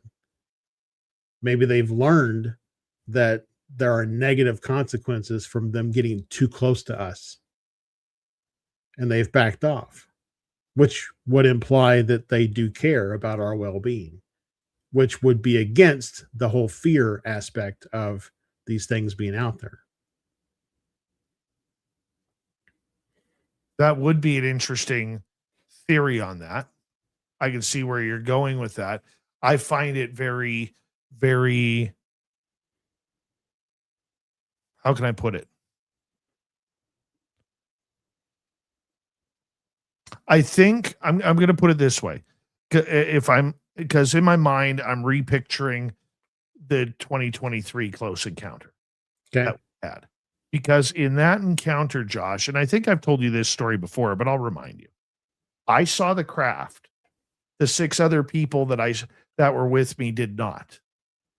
They saw aliens. All 6 of them saw aliens, grays, walking through the trees. I did not.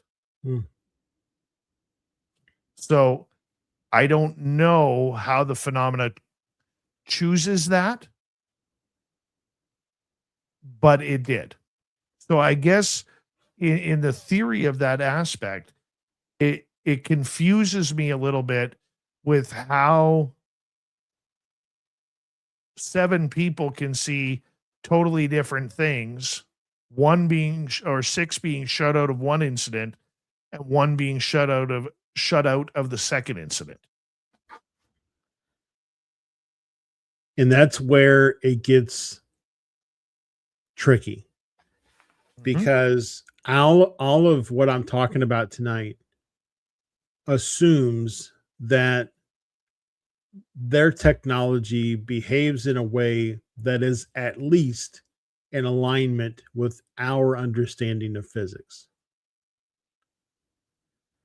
I think we would agree that they have a more advanced understanding of physics than we have, but that maybe physics builds on the previous principle or rule, and so therefore their technology may operate at a higher or a more advanced understanding of physics, but they still have to adhere to certain base physics principles and rules. But we've also had experiences and have captured things that would bring that into question. I mean, I I don't know how else to explain. Like I stepped into my backyard and said, "Can I take your picture verbally?" I snapped 3 photos with my phone.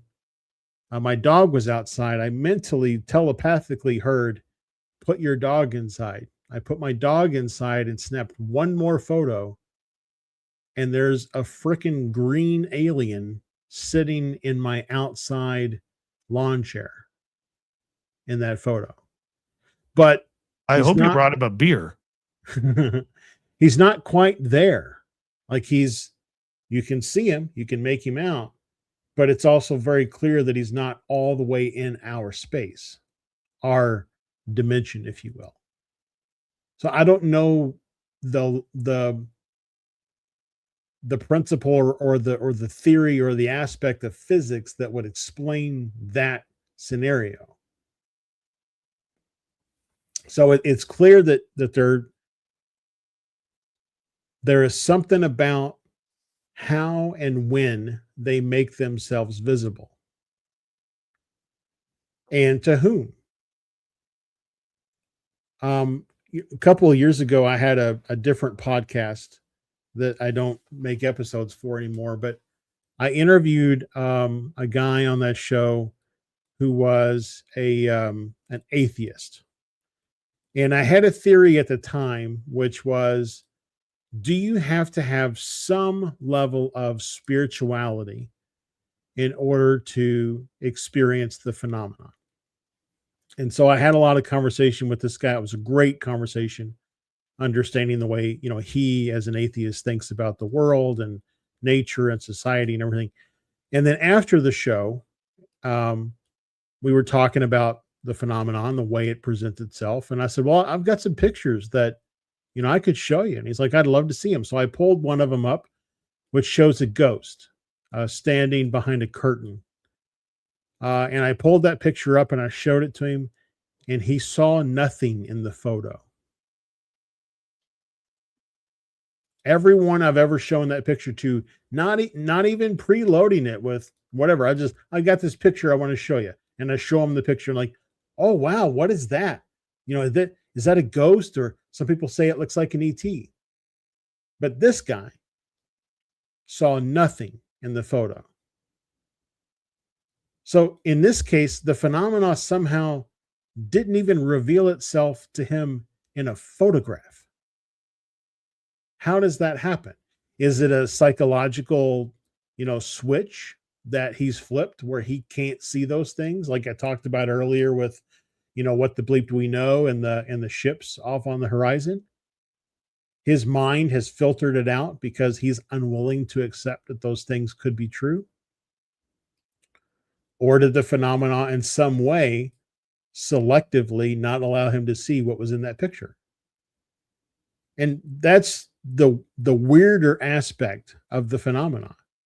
I do have a theory about that, though, my friend. Okay. If you don't mind me sharing. No, go ahead. I think it's because a lot of people who, I'm not going to say are skeptical, I'm going to say very agnostic on these topics. I think they see them, but they do not want to give validity to a photograph like that. But I do agree with you, like in some sense, because when Tim James caught the picture of the Sasquatch in the tree, I've sent you that photo. It's on our social media, and it's a face in the tree. You can see it. I can see it clearly. I've had people look at that photo and say, what am I looking at? All I see is branches. I'm like, you don't see the face staring back at you? And I zoom in. Then they say, well, now it's all pixelated. So I think that you are right. But I think for a lot of real skeptical people, they don't want to believe the evidence. Therefore, what I think they're doing is, even though they may see something, they are denying it's there for the sake of their argument. I could see that. It's a no-win situation for us. Yeah. They don't want to give credibility.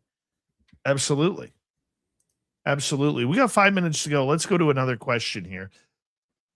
JSCO. Would you please tell us, Josh, of a couple of the best cases you have investigated since being with MUFON, if you can? Yeah, I can't go into great detail, like as far as the person's name and stuff, but I can definitely cover the case. So I mean, one of the best that stands out to me to this day, this was in Benson, Arizona, which is kind of southeast of Tucson. It was actually a different field investigator that had put their case in for a sighting they were having. Went out actually on location and investigated it as well. I was seeing the same thing. And basically it is when looking towards the northwest, in like the spring and fall time, although I've seen them sometimes in the summer as well, and even the winter. But looking towards the northwest, there's these lights that get bright and then fade out. And a speculation was made that they're satellites. However, the time of night when they happen is when the sun is well below the horizon, to the point where the geometry of the light from the sun hitting the Starlink satellite and bouncing down to us does not match up. The other thing that was really weird is when I investigated that case, I was ready to call it satellites. That was what the recommendation was. I didn't have anything else to support that that's not what it would be. So I emailed the witness and I said, I'm gonna call these satellites. She emailed me back the next day and said they didn't show up tonight. Same sky conditions, they didn't show up. Satellites don't just not show up when you call them satellites.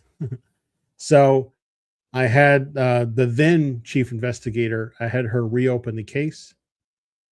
And the very next night when I had her reopen the case, they showed up again. I've seen them in North Phoenix at a friend's house.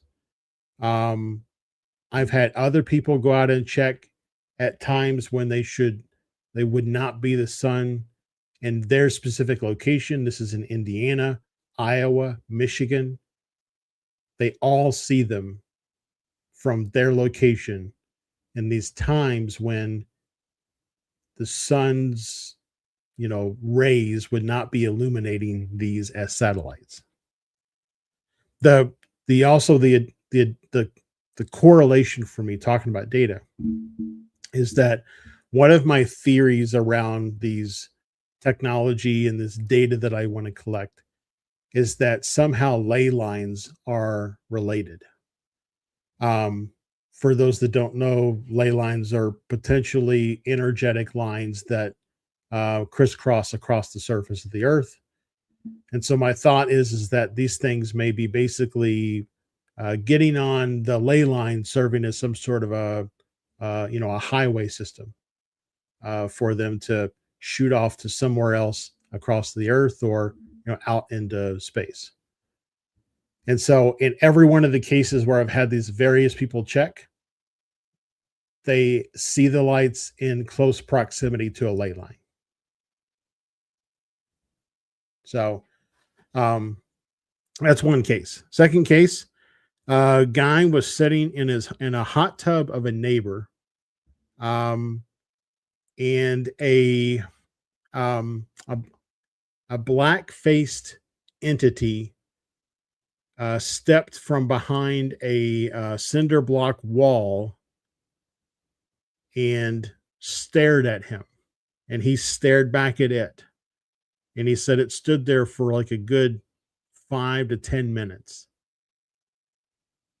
And then his phone vibrated, and when he looked to check it, and he looked back and it was gone.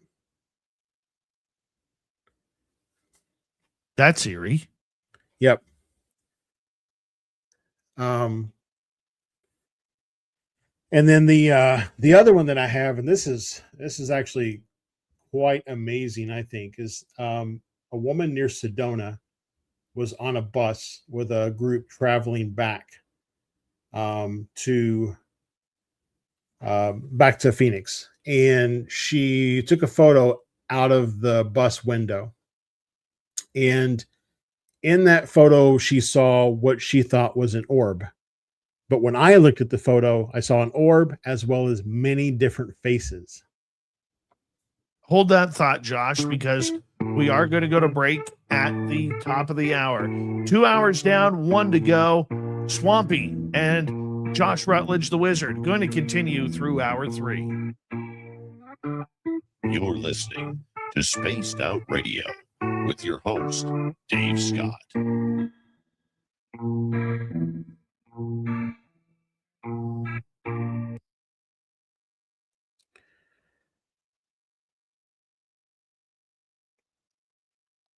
All right, buddy, we're going to just take a quick break here. I'm going to play a video, okay? Okay. All right, here we go. Stop now! You're under arrest!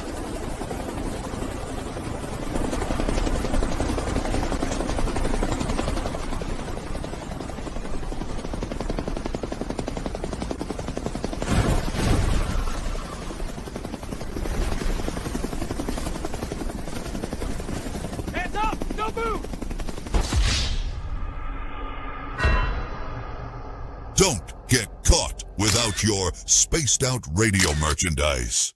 We have t-shirts, mugs, hoodies, socks, hats, stickers, and so much more. Whatever you're looking for, we have you covered. Why just be a fan of the paranormal when you can look the part? We don't have ugly merch, folks. Check out the Spaced Out Radio store. Find the link in the description below.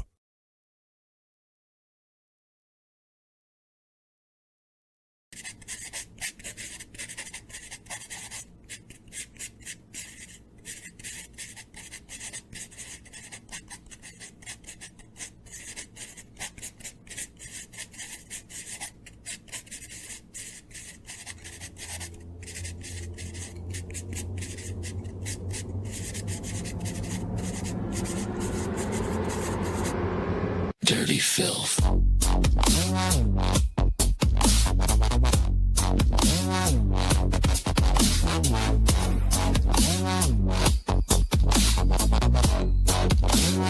Dirty filth.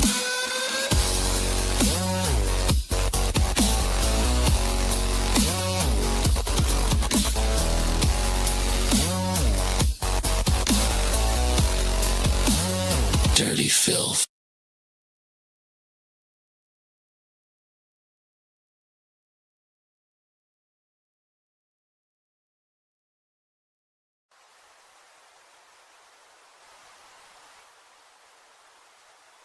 Object is heading north 045 degrees.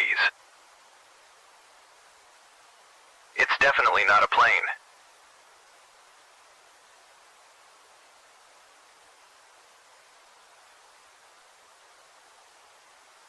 It seems to be tethered to something.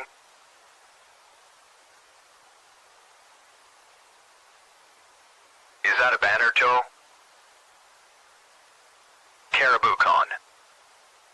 Does anyone know what Caribou Con is? Caribou Con, one of the BC Caribou region's best-kept secrets. Until now. Join our panel of renowned paranormal experts for a weekend of fun and intriguing presentations. Go to cariboucon.com to book or inquire now.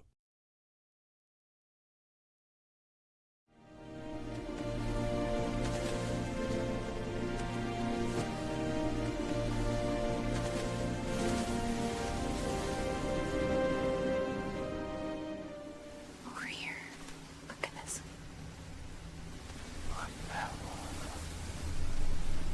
Discover Spaced Out Radio on all your favorite platforms. We're live every single night with the best in UFOs, cryptids, paranormal, and the unexplained. And you can find us on all your favorite platforms. Head over to Instagram for behind the scenes and daily weirdness, TikTok for quick mind-bending clips, Facebook for community discussions, and X for real-time updates and hot takes. Wherever you scroll, Spaced Out Radio is there. So go search Spaced Out Radio on every platform, hit follow, and turn on notifications so you never miss a single episode. The Weird is waiting. See you there.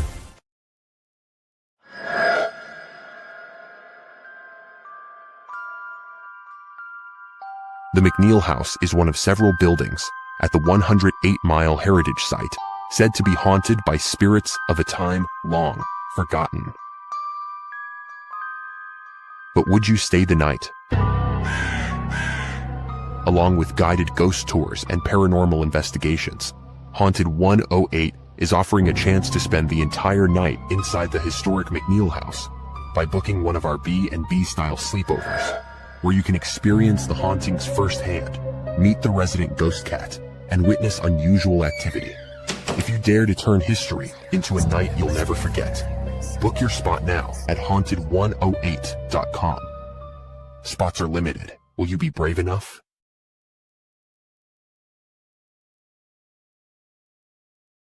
All right, we bring back the wizard, and we say hello to Thurston Howell III. How you doing, buddy? Anybody else jump in here late tonight? Scroll on up. Gizmo, how you doing, buddy? Good to see you. We got about 45 seconds here.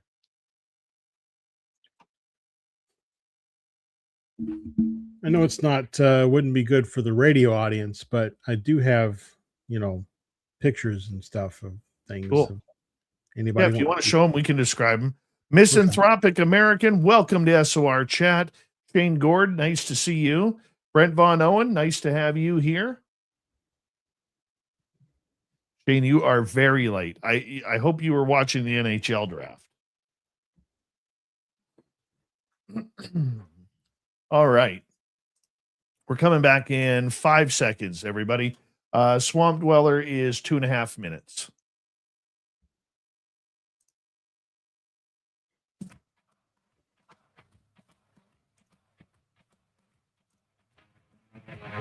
Third and final hour of Spaced Out Radio is now underway. Thank you for joining us. My name is Dave Scott. We appreciate you tuning us in as we got Swamp Dweller, and the Wizard is going to continue with us here momentarily.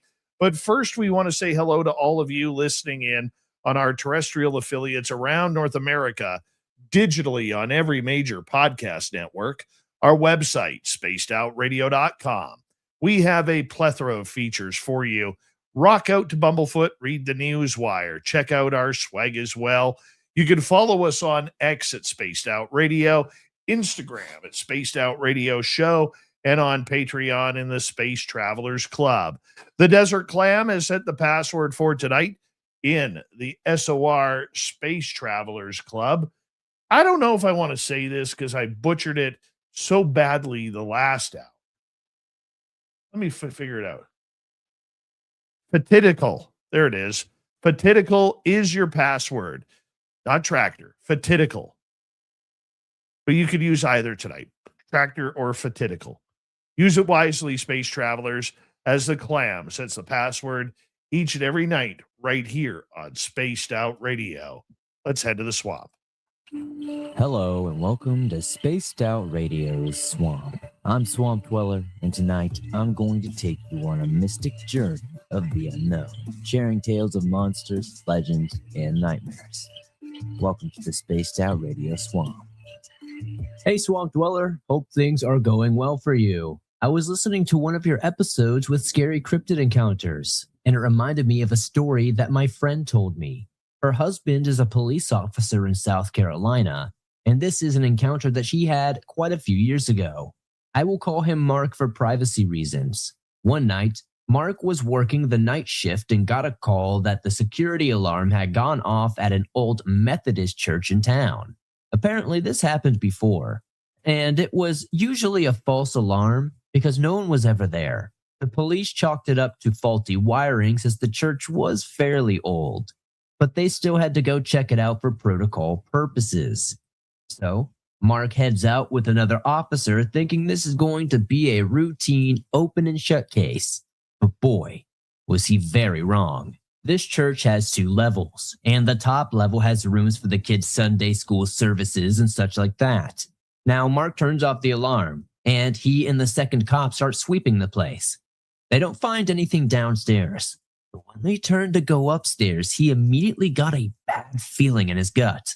The other officer actually refused to go upstairs with him because she felt it too scary, and they were actually freaked out. So she stayed at the bottom of the stairs as a lookout while Mark went upstairs.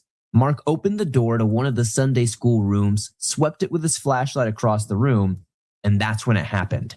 He heard a low growl coming from the corner of the room, but when he turned his light toward the sound, there was absolutely nothing there. This room also had something like those fancy electronic books that can sing when you open them, you know, those fancy ones for really little kids that sing nursery rhymes and stuff. Well, as he was standing there, he heard one of those books start to go off by themselves, and it sang this very creepy little song. Again, nobody was there, and the room looked entirely empty. That was enough for Mark. He headed back downstairs and told the other officer they were leaving right then and there. Thankfully, they made it out without any other incident, and he swore never to go back to that church.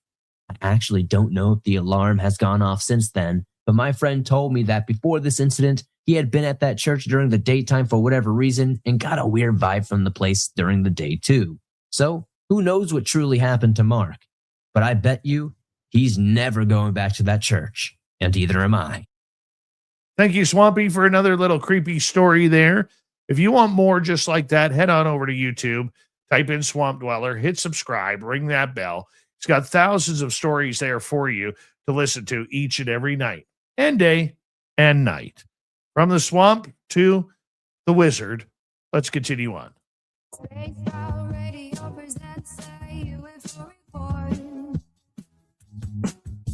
The UFO Wizard makes his presence known.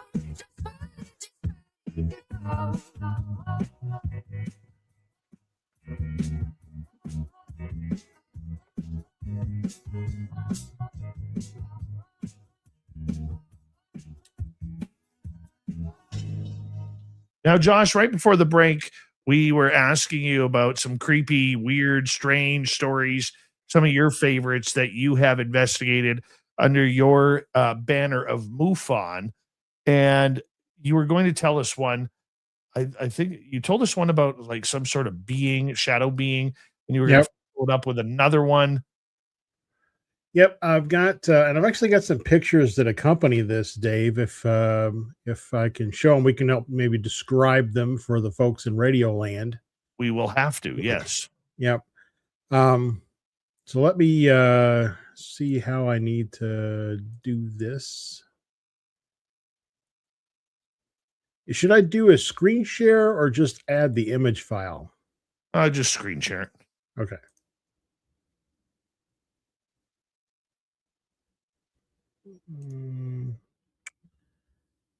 Okay. So what are we going to be looking at here? So this is a woman coming back from Sedona sent in a picture of what she thought was an orb.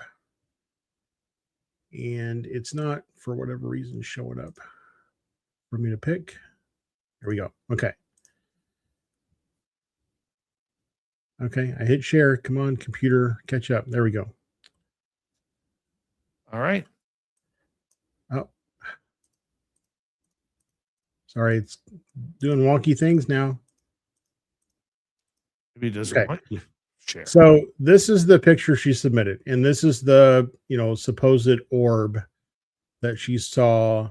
Well, what are we looking at? Right now, it looks like we're looking at a bunch of clouds. Yep, it is. It's a bunch of clouds, and then there's this circular object that's kind of in the middle of the clouds, and it's odd. I mean, it definitely looks like there is something circular that has edges and dimension that is existing within the clouds, almost like it's reflecting the clouds behind it. Kind of like the bottom of the big aircraft carriers in the the Marvel movies and things, where they reflect the sky above them, so you don't really recognize that they're moving through the area.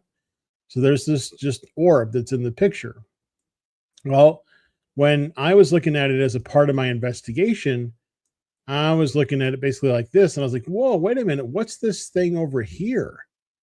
And at first I thought it looked kind of like a disc shape. But the more I kind of zoomed in on it, I was like, that's an eyeball with a pupil, maybe an iris, a little bit of an eyebrow. You can see a little bit of a ridge of a nose. I mean, this goes well beyond, I think, pareidoia. You know, pareidoia is, oh, that looks like a fluffy bunny. You know, this is something odd. You know, a very much an eye shape, a very oval eye, not quite like a human eye, with what looks like, you know, part of like the side of a head. This is not a reflection in the window. This is some shape in the clouds itself. When I sent this back to the person, she's like, oh yeah, I do see that. Maybe it's pareidoia. But again, this is not what I've experienced as pareidoia. I have some pareidoia pictures like, oh, that looks like an elephant. But this is not that. This is something very peculiar. And there are some other faces that are in this picture that could be chalked up as pareidoia. Like there's one right here that kind of like it's turned sideways. There's like a mouth right here with a nose, an eye, and another eye. It looks like in it, you know, kind of like a eye socket area here. You know, I could chalk this one up to pareidoia. This one, let's see, there's another one. I think it's right in here in this area here, but I can't pinpoint it right now. But there's another something here that kind of looks like a face. Again, I could chalk that up to pareidoia. But this is very, very pronounced. This kind of what looks like an eye. I mean, it could also be, you know, like a disc type craft UFO with something in the middle of it. But when I looked at it, I saw an eyeball, you know, basically looking down at this person taking this picture of what they saw as this orb or this craft in the clouds. That's amazing. I wouldn't even think to look that hard. That's what I got to do, man. I got to look that hard. I look that hard at everything. So, yeah, I've got, oh, that's a different thing. So there's like a close-up zoom of the eyeball one with just the eyeball. And then, you know, kind of here's a comparison of the orb and then the eyeball. It gets cars like how close in proximity they are. But again, it's just that weird kind of cloud observance. So I really don't know how to make it. You know, is it an elemental? You know, we've heard of elementals before. Maybe there was an elemental in the clouds that day. So I don't know. It's just very peculiar. Ultimately, I found that this orb was not a water droplet on the window. I ran a couple of different photo checks against it. It is, for all intents and purposes, an unknown. But the strangest part was the eye part. And unfortunately, MUFON does not, so like I noted it in the case, but they're not so much concerned with, let's say, non-UFO type things that may show up. Very interesting. Very interesting poll right there. You know, as far as the, go ahead. Let me just ask, if you don't mind, for people listening in Radio Land.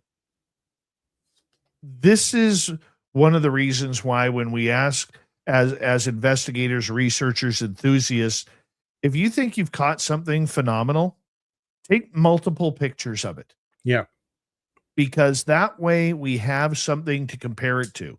Because you may capture something very strange in one photo, and it may not be in the photo previous or the photo after or the photo after that. Yeah. So it's very important that if you feel there's something phenomenal going on, take multiple pictures.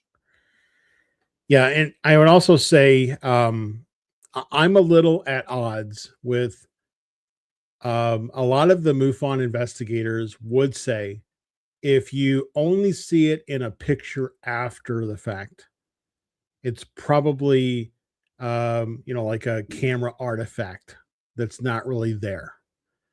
But I would tend to disagree because I think sometimes these things are either A, moving so quickly, or B, um, we wouldn't have, like, me looking at these clouds, I don't know that I would have noticed these things in the moment. But having a picture and looking at it after the fact and realizing that they're there, it still makes them substantial. So, if anybody says to you, "Oh, if you don't see it when it happened, but you just seen it in a picture, it didn't actually happen." I would dismiss that line of thinking and still take more photos and still send it to somebody to analyze. Excellent comment. You ready for another question? Yep. Vincent in Manitoba is asking, speaking of energy, what are your thoughts on loosh harvesting by non-human intelligences, and how can that be prevented? I've heard this term once before, and I'm going to answer the question based on what I think it is, and it's basically your life force energy. I also know that there are entities that feed off of your fear response. So learning to control your fear response is one way to prevent that from happening, which is something I've worked really hard over the last year to be able to do. It's really hard to control that fight or flight mechanism when it fires. The other thing is that, and I've talked about this, I think, on the show before. This is probably more on the spiritual or woo side of the house, but shielding and grounding yourself. I do it from the time that I wake up in the morning until I go to bed at night. I do it if I'm going to go be in a crowd of people, because I don't know what energies they're carrying that I don't want to necessarily bring home with me. Dave, I think I talked about it when Shane and I went out to Area 51. We had a hitchhiker. It didn't attach to me, it attached to my vehicle.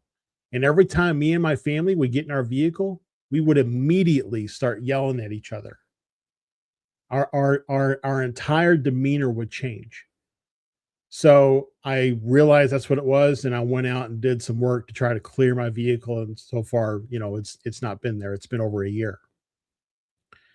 But doing a simple practice of just, visualizing that you're, surrounded in light, that you're surrounded.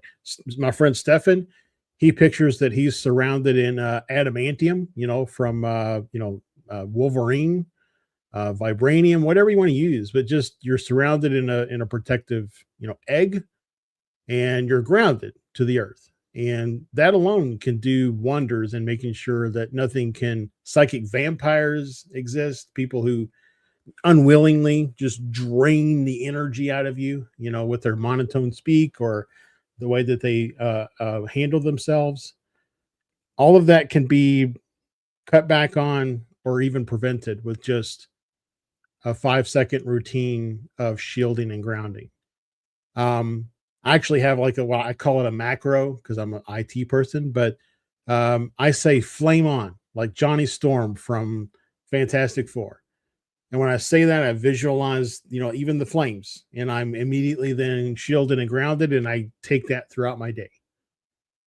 That's what I would recommend. I would recommend it for anybody who struggles in crowds or struggles being around your family. If you're like, I don't want to go to family dinner because the energies that are there, shield and ground. You will be surprised at how much better you feel after that type of experience when you've shielded and grounded.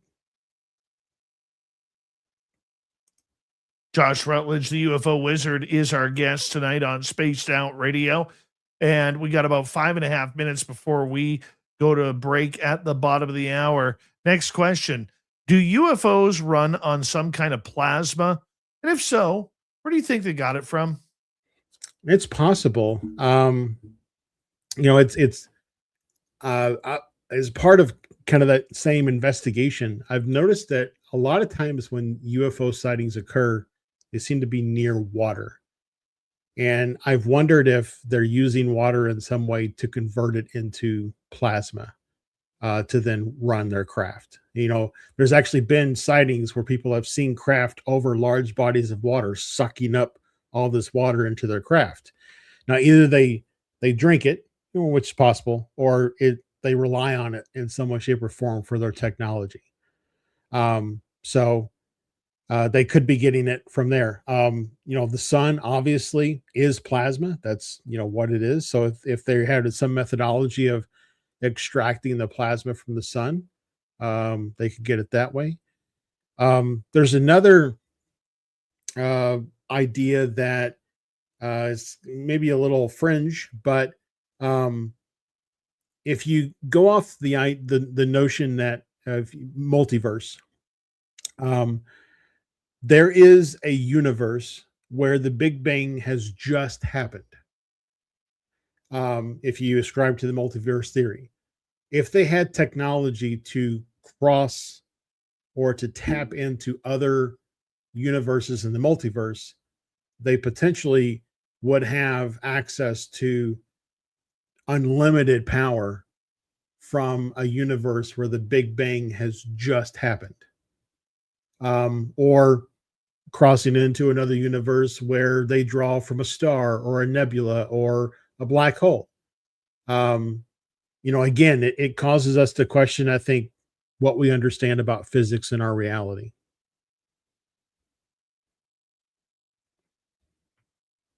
Next question. Actually, before we get to the next question, I want to ask you this. Why do we tend to think they run on plasma? Why couldn't they run on hydrogen? Why couldn't they run on something else? I guess that's impossible to answer that question, I know. But is it just logic and physics? Yeah. I think it's our own, again, that I'm going to not be able to pronounce the word now, anthropomorphizing these other entities, right? What would work for us, we assume would work for them. If you believe Bob Lazar, he talked about element 115 as being this kind of triangle shaped, gold thing that had to be machined down to the shape that it was in. He said it was the source of their power, but not necessarily that it was their power. Maybe they only used it to, trigger some other reaction, or it was a catalyst for some other piece that was the centerpiece of their technology. I think the hard part that we have is we can only most people can only think about fringe technologies in the frame of exposure to ideas that we humans have come up with, right? We can't fathom the idea that maybe it's a craft that runs off of babies, because that would be disturbing to us. Or maybe it's a craft that runs off of some element or state of existence that we haven't even comprehended yet. So instead, we fall back on the things that we know. What do we use for energy? Could they use the same? Could be. But I also look at the fact that they seem to have a real interest, Josh, in our natural minerals and gems, diamonds, gold, volcanoes. I mean, how many people report seeing UFOs flying in and out of volcanoes, especially on the West Coast? I mean, so I'm wondering if there is some sort of battery charger for that plasma in these locations, or whether they're using something else as a propulsion system. Fuel. Well, I mean, it also stands to reason that, they may have one propulsion system that gets them around in space, but a different propulsion system that they use to maneuver around here on Earth. I always think about the Lonnie Zamora case. out in New Mexico in the 60s. You know, he saw the craft take off like a rocket. But then once it had reached elevation, the rocket shut off and it zipped away, as if it still needed some sort of a combustible propulsion to get off the ground. And then once it was off the ground, then it switched over to its other technology and it was zipping around the earth. So again, things don't have to fall into one bucket. They could use plasma for space navigation, electricity for here on Earth.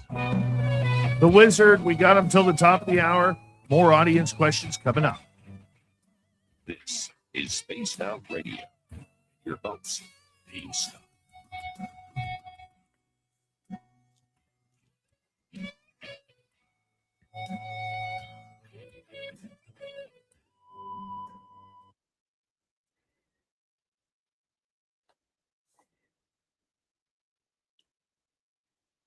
This is good times tonight, Wizard. Yeah, that 30 minutes really got away from me. I'm My usually better goodness. about keeping it on time. That flew by. Absolutely flew by. Don't quite know where that went. Maybe we had a missing time situation.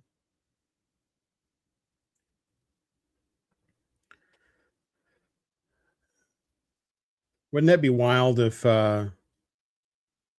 one night you just went blank stare at the camera for 25 minutes and then you're like, whoa, welcome back, everybody. Like you're, you know, Right.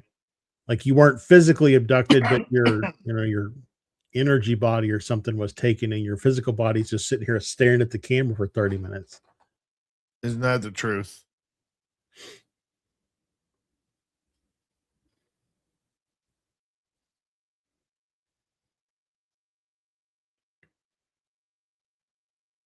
About 4 minutes here.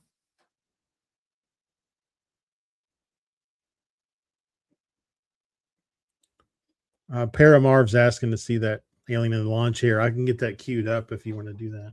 Yeah, show it right now. Okay.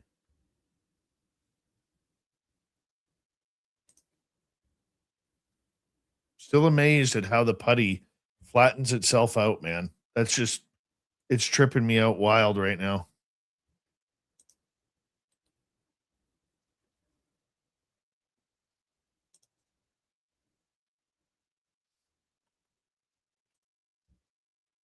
So I'll show I'll show the ghost picture that the atheist guy said he couldn't see.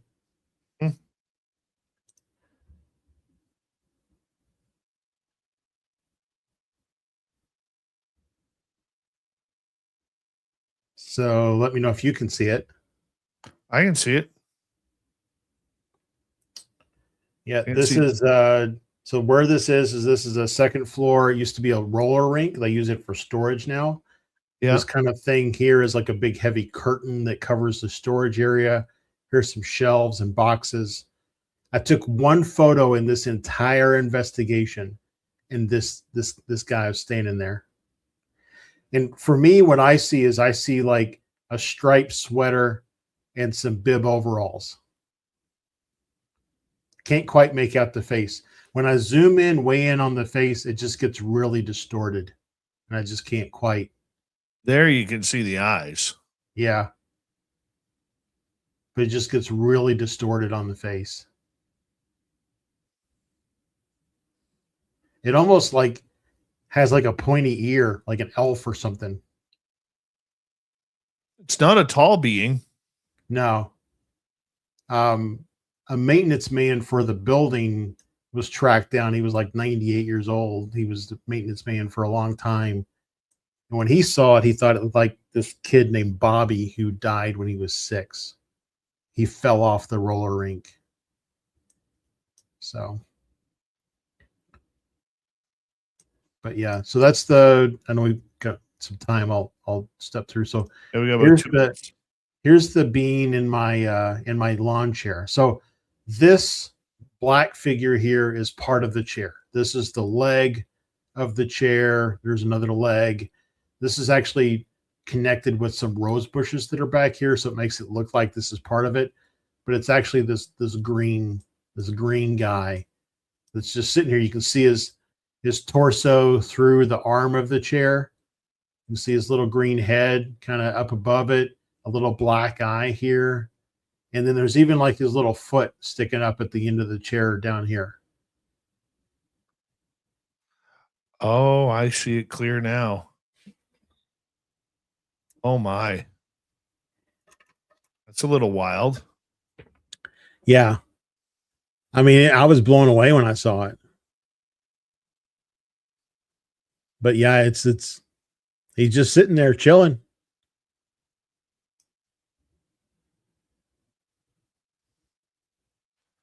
Got about 45 seconds here. Okay. I'll show this one real quick. This was at a Skywatch. We all were standing around after the fact. Somebody said, take a photo. So they took a picture and this guy showed up in the photo. I was using dowsing rods towards the end of this, showing people how I communicate with entities using dowsing rods. So I figured this guy was probably interacting with me on the rods and then decided to photobomb our picture. That's awesome. All right. Big thank you to Von Patrick ×4, T-Bone, Kitty, and Pam. Thank you to the Wizard and T-Bone for gifting multiple memberships tonight to our YouTube membership. We appreciate it. Final half hour coming up right now.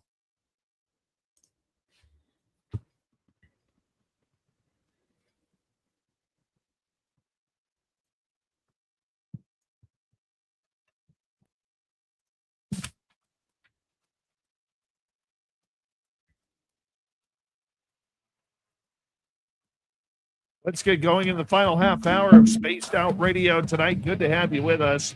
My name is Dave Scott. Our guest is the UFO Wizard, Josh Rutledge, who is being a trooper tonight and going the absolute distance for this show. And Wizard, we are into audience questions right now. And let's go to Lotus Spider, who is asking, besides radioactivity, I wonder why they, probably the ETs, are hesitant to make contact with us.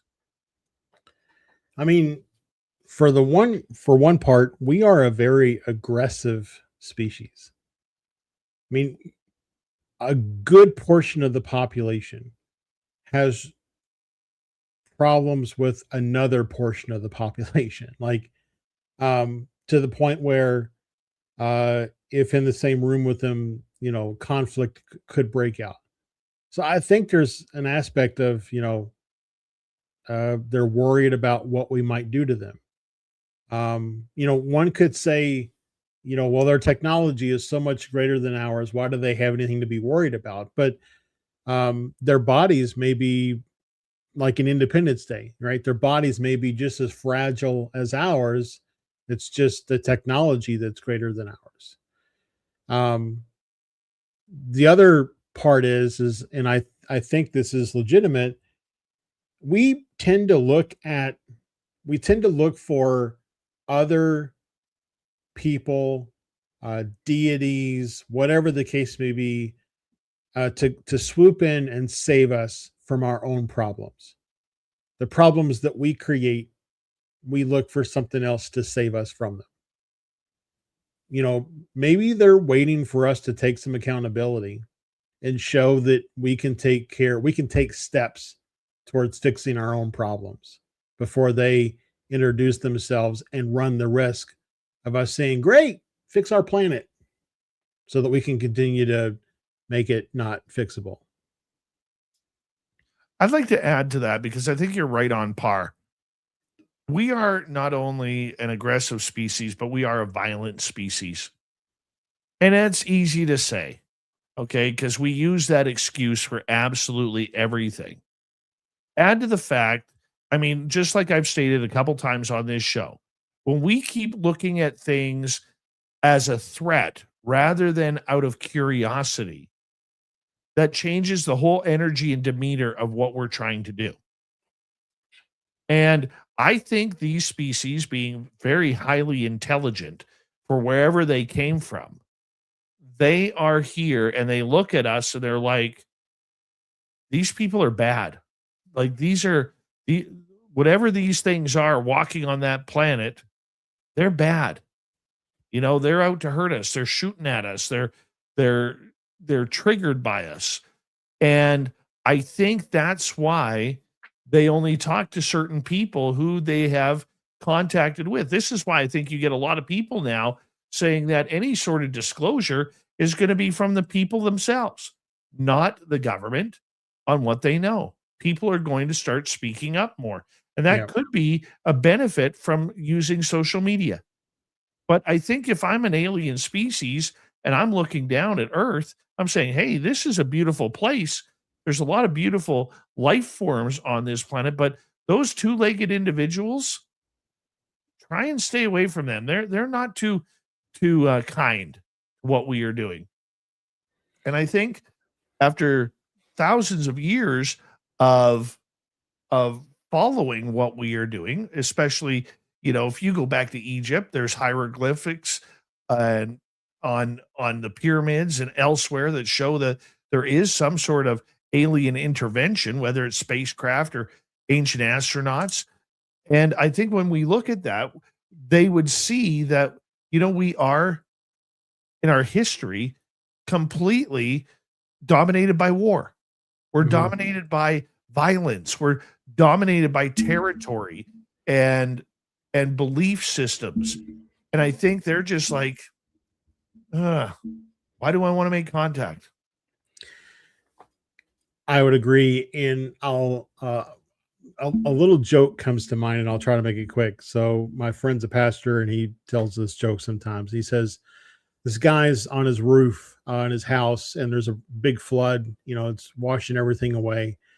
And he prays to God, hey, save me. And so a couple hours later, this guy comes by in a raft, and he's like, hey, come on, get in my raft, and I'll take you to safety. And the guy's like, no, God's going to save me. So then the guy in the raft goes on. Then a couple hours later, a guy in a boat comes by, and he's like, hey, come on, I'll take you on my boat. He's like, no, God will save me. And then maybe a couple hours after that, a guy in a helicopter comes along. Hey, climb up this rope and we'll save you. No, God's going to save me. And then the guy ultimately comes to demise, and he's in heaven, and he meets God, and he says, hey, I thought you were going to save me. And God's like, I sent a raft, a boat, and a helicopter. So, maybe these things are flying around saying, hey, there's more to life than what you think. We're going to operate out in the open. We're going to let you see us out in the open, so that hopefully you'll realize that there is things bigger than your small petty conflicts, the things that you all feel like you have to argue and fight over. But we're either too dumb or too blind to see that. Well, if you use the UFO aspect, I love that analogy that you use, that joke there, because it is so true. I was thinking that at the same time, like, hey, God is sending you this stuff. But if you look at, let's go back to 2017, after the announcement of the To the Stars Academy. A few days later, Tom DeLonge goes on Joe Rogan. And it was his first giant X from the team that he had allegedly built, which to this day, I still don't believe he built that team. It was placed there for him. Yeah, I would agree. And he goes on Joe Rogan, besides saying some really stupid things, like about whipping his manhood out on the air, because that's not going to go over well with intelligence community. He goes on to say that we got to put nukes in space. We got to get nuclear missiles up in space. These aliens, they're afraid of our nuclear weapons. We got to get ready for some sort of invasion to protect this planet from wherever these species come from. I'm in the know. Listen to me. And my argument to that was, they've been here a long time, Tom. You even said that. Yeah. Why would they wait until we were technologically advanced to try and take us over when they could have got us when our best weapons were a spear and a bow and arrow? Yeah. Okay. It doesn't make sense. Okay. But it just goes to show, if you're on the alien side of things and you're watching weaponry go up in space, whether it's pointed outward or inward, you're going to think that we're just a bunch of nut bars on this planet. Yep. I mean, and that goes to the whole, idea. And this just kind of came to me. I'm having a power thought here, Josh. Holy cow. This doesn't happen often, but it makes you wonder about the whole description that people have given for years in our field that we live in a prison planet. Are the aliens causing us to be on a prison planet, or is it us that is causing us to be on a prison planet? Yeah, and I would agree, but rebrand or restate a little bit and say maybe it's not necessarily a prison planet, but maybe we're stuck in timeout because we haven't learned our lesson. They come along, they say, "Hey, you hit Timmy. Why did you hit Timmy?" And all we respond back with is because Timmy's dumb and he deserved to be hit. We haven't learned this lesson. I honestly think this is 100%. I believe this to be true. This is the last 12,000 years or so is not the first iteration, not the first time humans have spawned into a society on this planet. The recent discoveries of like way down subterranean things underneath the Great Pyramids, there's a Sphinx buried there that's 250 feet tall, etc. Other things point to us not being the first time humans have evolved on this planet. So maybe we're in timeout because we didn't learn the first time. We nearly wiped out our species. So they put us in timeout until we figure things out so we don't nearly wipe out our species or the rest of the planet the next time. And that goes to the comment Shogun in our chat room makes. I think it's us causing the prison planet, but the aliens are kind of like the wardens. That makes sense. Yep. That makes a lot of sense. And they're waiting for us. They're waiting for us to wake up, to realize that we don't have another planet that we can easily go to. And even if we did, let's say that Mars we could make habitable, it would take thousands of years to make Mars habitable enough to move a good significant portion of the population there. We don't have anywhere else to go. We are burning the house that we live in, but refusing to look at the fire. They're not going to swoop in and save us. I think they will swoop in and save the earth, but not us. We have to find out and solve our own problems. That is a very good possibility. Very good. Let's go to another question here, Josh. Let's go over to JSCO. Oh, yeah, we already had that question. Let's go to Derek. Josh, how long do you think it took for these aliens to get used to all the radiation? The amounts are staggering from reports of humans being in contact with them, not to mention their craft. Do you mean the radiation that already exists on our planet, or the radiation that they produce? The question's a little. I think if you it's like the Stefan Mikulik case where the radiation burns. Yeah. So, if you think about it, like I said earlier, a lot of the close contact with craft in the air has dropped off significantly within the last, we'll call it 15 years, 20 years. I think that they've learned that their technology has a negative impact on us biologically.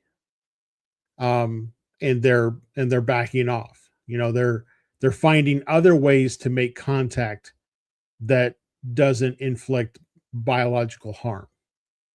I do think there's an interesting part of this question, though, that I don't know if this is what was meant, but I would like to call out that our sun is relatively young and it is producing a lot of radiation. The Earth's magnetic field blocks much of that radiation from getting to us on the surface.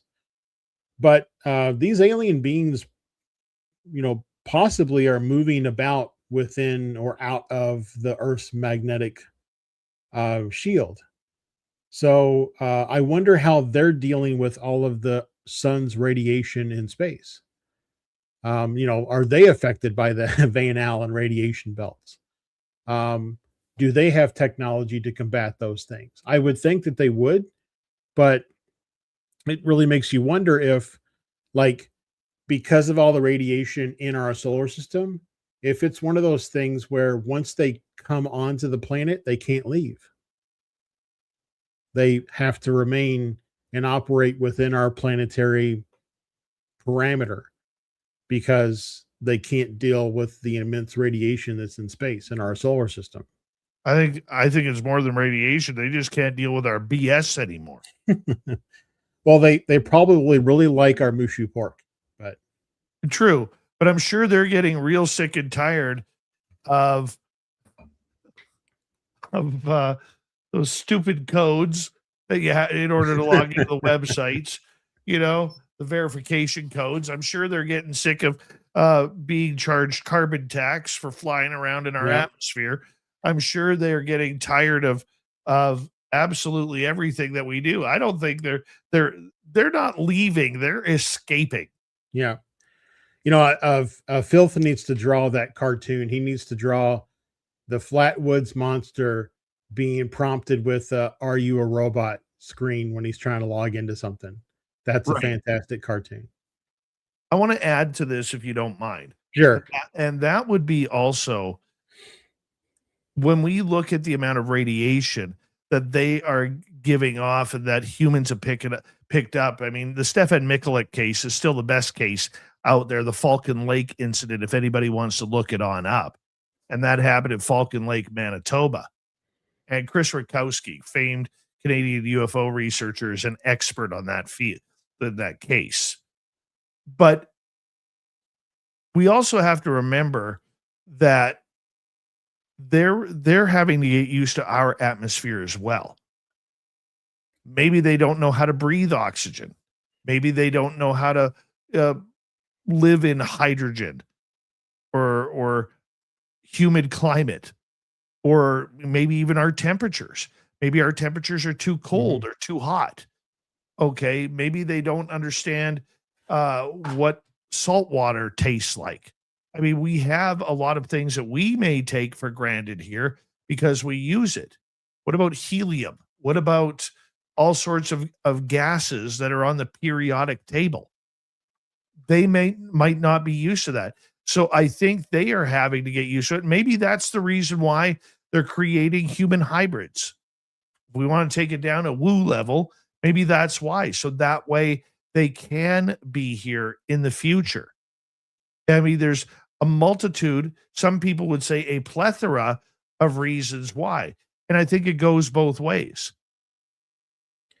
Yeah, I would agree. One of the airships of the 1800s, there's one of the accounts is that people were in a church and they heard a loud commotion and they went outside to found that there was an airship above their church, and it had like an anchor that was hung up on their church bell. And a strange man had shimmied his way down a rope to try to free the anchor from the church bell. The parishioners of the church pulled the man down off of the steeple. And when they got him down into the crowd, it's said that he acted like he was drowning and then died. But, when you think about our atmosphere, we take it for granted. We look around and see nothing, but we sit in a soup of atmospheric gases and pressures all the time. And just like the deeper you go in the ocean, the pressure gets greater. The deeper or the closer to the ground you go in the atmosphere, the pressure gets greater. We don't know if their skin, if their bodies are structured in a way to deal with the atmospheric pressure that exists at ground level. Maybe that's why we don't see them walking around very often. Well, like I said, there's a multitude of understanding here. I mean, sure. I mean, you get the stories. Who was it? Researcher named Charles, older researcher, who said that they would fly in, the UFOs would fly into Area 51, like the humanoids type, and then they would catch a bus to go to the casinos in Vegas, like the old casinos, like the Flamingo and the Sahara. I mean, that's just, if that is true, that is awesome, Josh. Yep. That is absolutely awesome if that's true. We'll never know. We'll never know. Yeah. I mean, I do have a case right now with MUFON. I haven't talked to the witness yet, but her story is that she was at an event and what appeared to her as a woman shape shifted into a tall gray in front of her, and she was scared and she ran away. And this was in the 90s. So, for all we know, they are constantly among us and projecting or screen memory us to see what they want us to see. Just like our conversation earlier about how you saw a ship but no grays and everybody else saw grays but no ship. Maybe it's just that easy to manipulate what we see. Also reminds me of that famed viral video of the lady on the plane who said she didn't want to sit beside the guy, or she wanted off the flight because that guy was a reptilian. Yeah. Did she see the truth, or was she imagining things? We all think of her as having a mental lapse. But what if she saw what she says she saw? Yeah. And the thing is, she is still adamant about what she saw. Yep. It was, and that happens, it's really hard because like a lot of those cases happen every day. And there's, especially as an investigator, there's cases that I get all the time that really push against the boundaries of what I would consider potential mental illness versus, things that we accept as just being part of life. Channeling, there's probably not a big difference between channeling and schizophrenic. But, on the one hand, we're willing to accept that somebody channels something. And on the other hand, we're not willing to accept that somebody hears voices in their head that told them to rob the grocery store. So it's a really, kind of fickle world that we live in right now with all of these, high strangeness things that are happening and what we as individuals are willing to accept and look past. Josh, tell everybody where they can find your podcast. You can find everything there is to know about me on ourmysticjourneys.com. That's OUR mysticjourneys.com. From there, you can find my books, my podcasts, my YouTube channels, the whole kit and caboodle at ourmysticjourneys.com. Wizard, you are one of the best and brightest minds in this field. We are actually better when you come in and talk to us about UFOs and all of this. Thank you for being a great friend of Spaced Out Radio. As we say goodnight to the Wizard and hello to Mr. Ron Bumblefoot Thal. Rocking in the background with Little Brother is Watching. Bumblefoot is the official music of Spaced Out Radio, rocking us in and out of every single show. Get your horns up for the guitar god himself. Special thanks to everybody listening in at work, at home, in your cars, wherever you may be. Thank you to everyone in our chat rooms tonight. YouTube, Twitch, LGAP, Facebook, Spreaker, LinkedIn, the Space Travelers Club, and on X, hashtag Spaced Out Radio. Remember, this show is copyright by Spaced Out Radio and Bigfoot Broadcasting Limited. Thank you so much for choosing to share your evening with us, because together, my friends, we're watching. We own the night. Mr. Bumblefoot, we need a favor. We need you to take us home.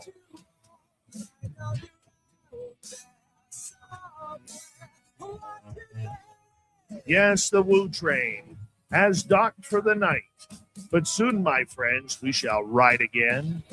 Your seats are always available. Your tickets never expire. And if you want to bring a friend, we've got room for them too. Good night, everybody.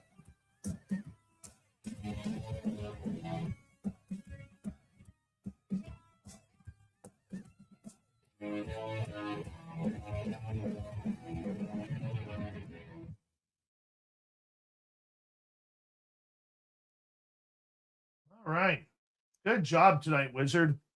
Oh, thanks, man. I really appreciate it. Great conversation. Absolutely. Always a fun time. Absolutely. Hey, are you going to be free in October? Maybe.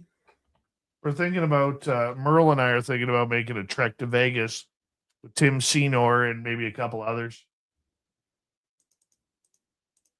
The sooner that I know, the more likely I can say definitively. I can put it on the calendar and all that jazz. I know the weekend of October 9th, I'm supposed to go to a MUFON camp out, but I don't necessarily have to go to that.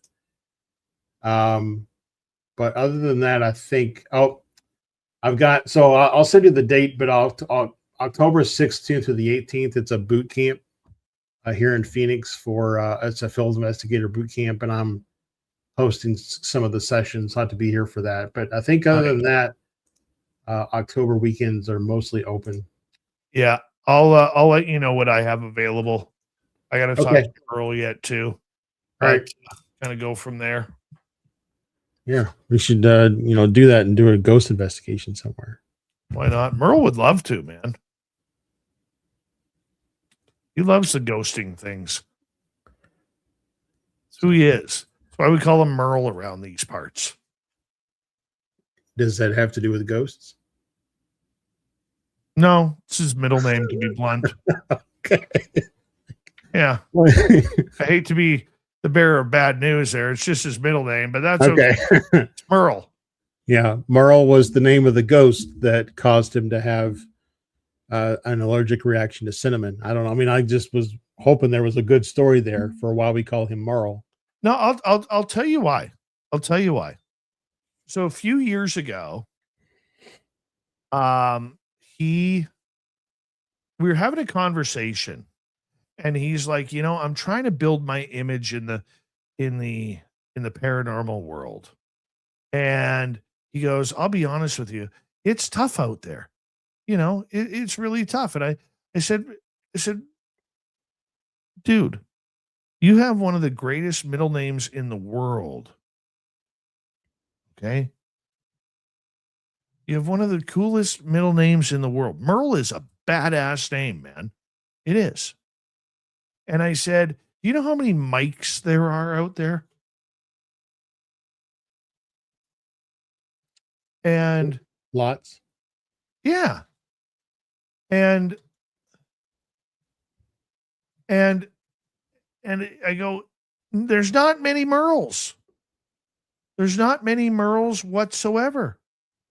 I said, so if you actually started going with Merle instead of Mike, people would know. Yep. People would know who you are. And it would be easy for you to gain a reputation. It would be easy for people to remember who you are. Yep. So he's like, nah, that's not going to work. That's not going to work. So I just said, you know what? Screw it. I'm not calling you Mike anymore. I'm calling you Merle because it's a badass name, and I stuck with it. I absolutely stuck with it. Right? That's how it happened. If he does a show or anything like a regular show, he should have a segment called Morals of Wisdom. Absolutely. Absolutely, he should. The Moral of Wisdom is a good idea. Right? Yep. So drop a little knowledge on some folks. Thanks for today's Moral of Wisdom. 100%. Brought to you by Haunted 108. Right? That's the way it's got to be. Yep. All right, man. I'm going to go. I got a MUFON meeting tomorrow. So, all right, buddy. Thank you for a great night. We appreciate you. On. And talk to you later. All right, Josh. Talk soon.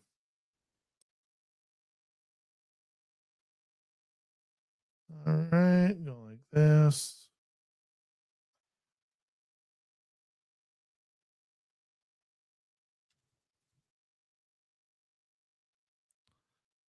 Yeah. And give me 2 seconds here, guys.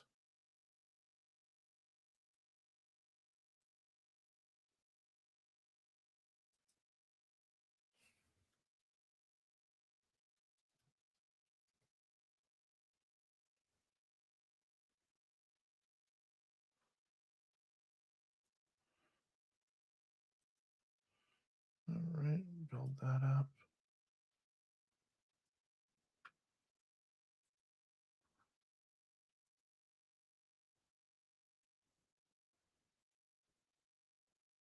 Build that up.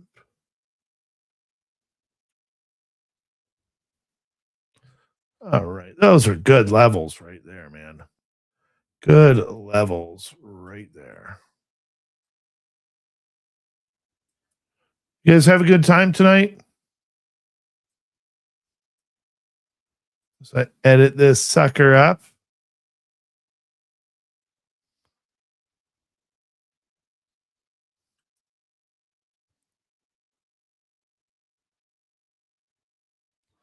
All right. Give me 2 seconds here.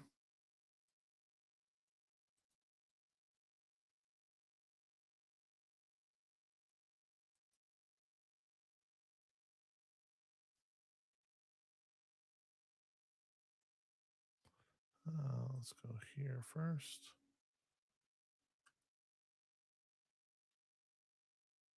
Trying to do like 14 things at once right now. All right, we got that.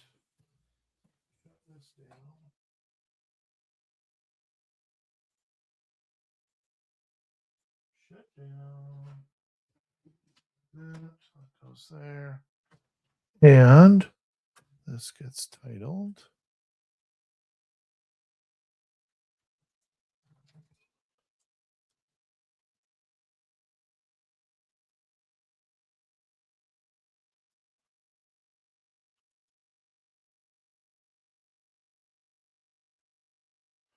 Don't worry about that in a few minutes.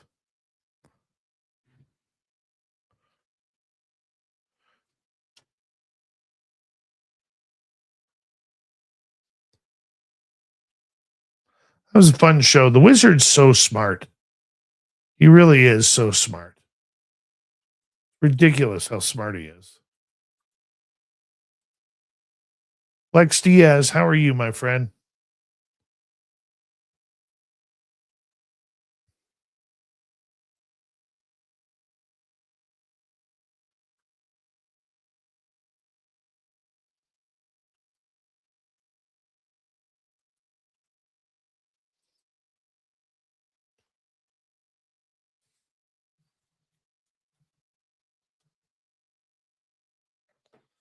There we go. Put that there. Like that there. And we can go like this here.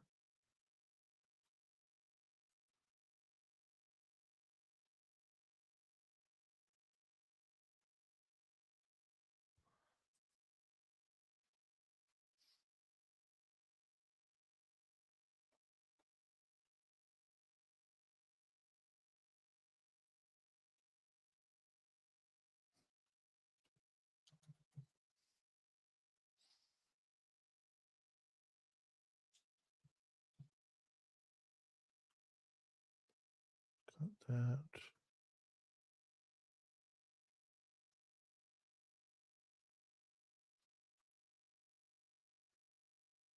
All right, there we go. Bear with me 1 second here.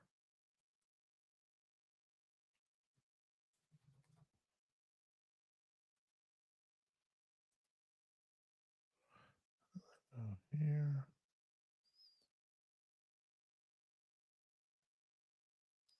Anybody watch the NHL draft of the first round today? Pretty good. It's pretty good.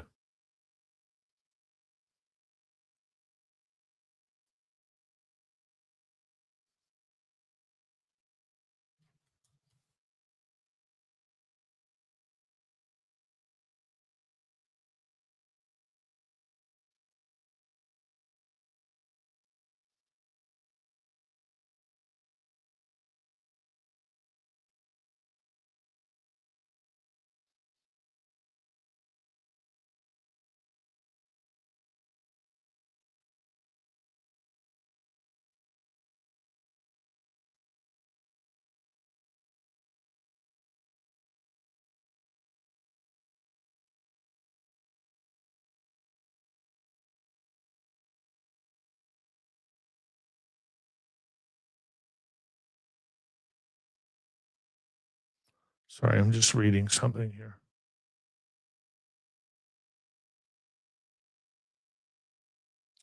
There we go. All right, we got that. Let's go like this. There we go. All right, now I'm back.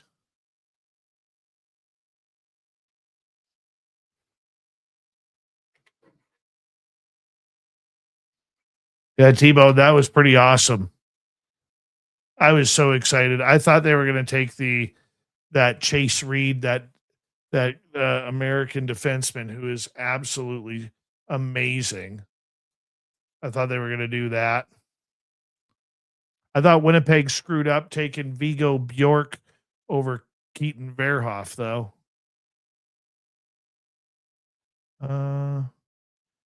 Gavin McKenna went to Paramarv. He went to Toronto first overall.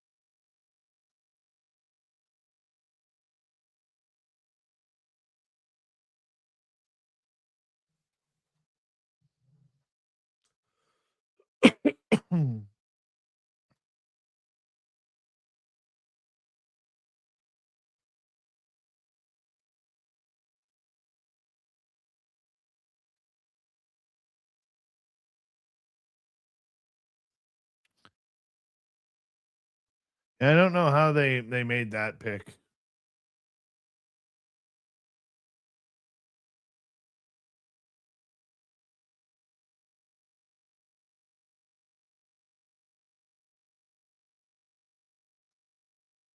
I don't like the second pick of the Canucks. That Adam Novotny, not a fan of his.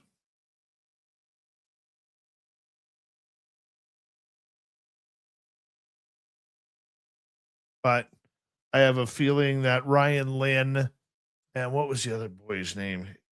One of the twins. There's a set of twins going. The first twin that went to Pittsburgh because Pittsburgh traded up to get him.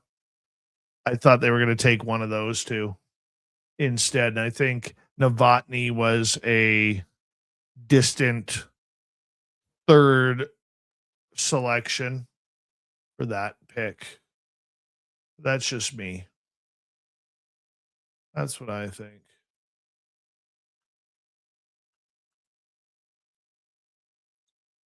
Because Ryan Lynn would have been another hometown boy to add.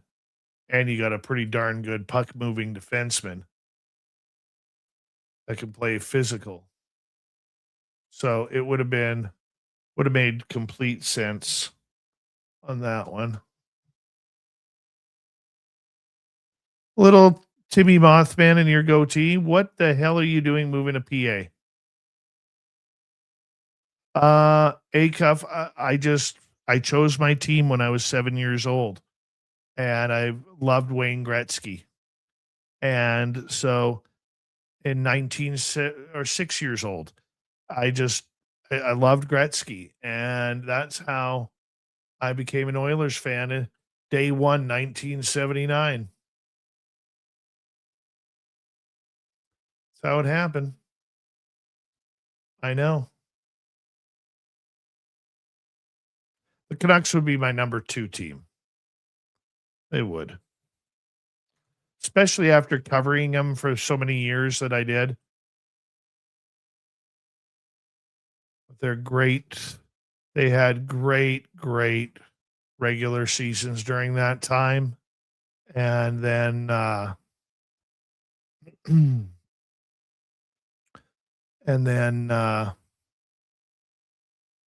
they always shit the bed in the playoffs. That sucked. We transfer.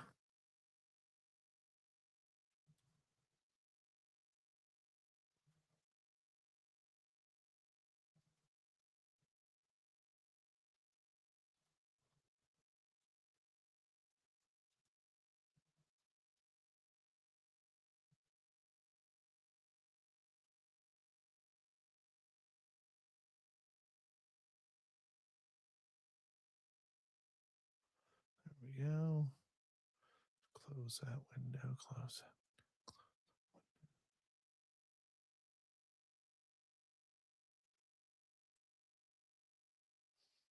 Close that window. Close that window. Oh, that was fast.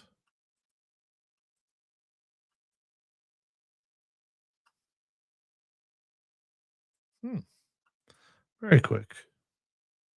All right. Thank you tonight to Vaughn Patrick ×4, T-Bone, Kitty Cattywhack, Pam Harris for the amazing super chats. Guys, it really helps out what we do on a nightly basis. So thank you very, very much.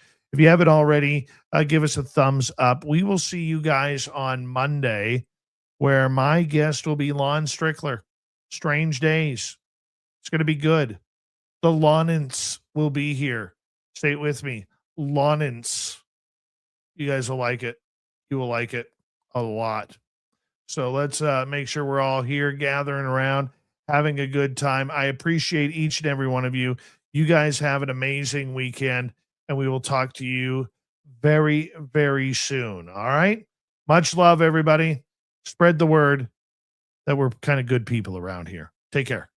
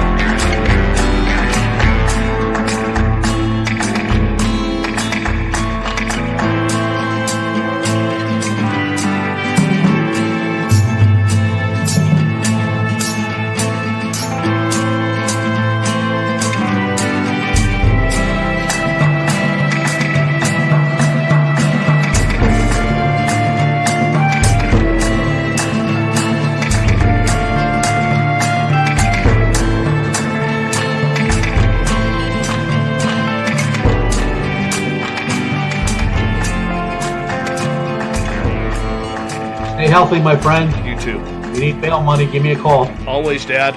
Take care. You too.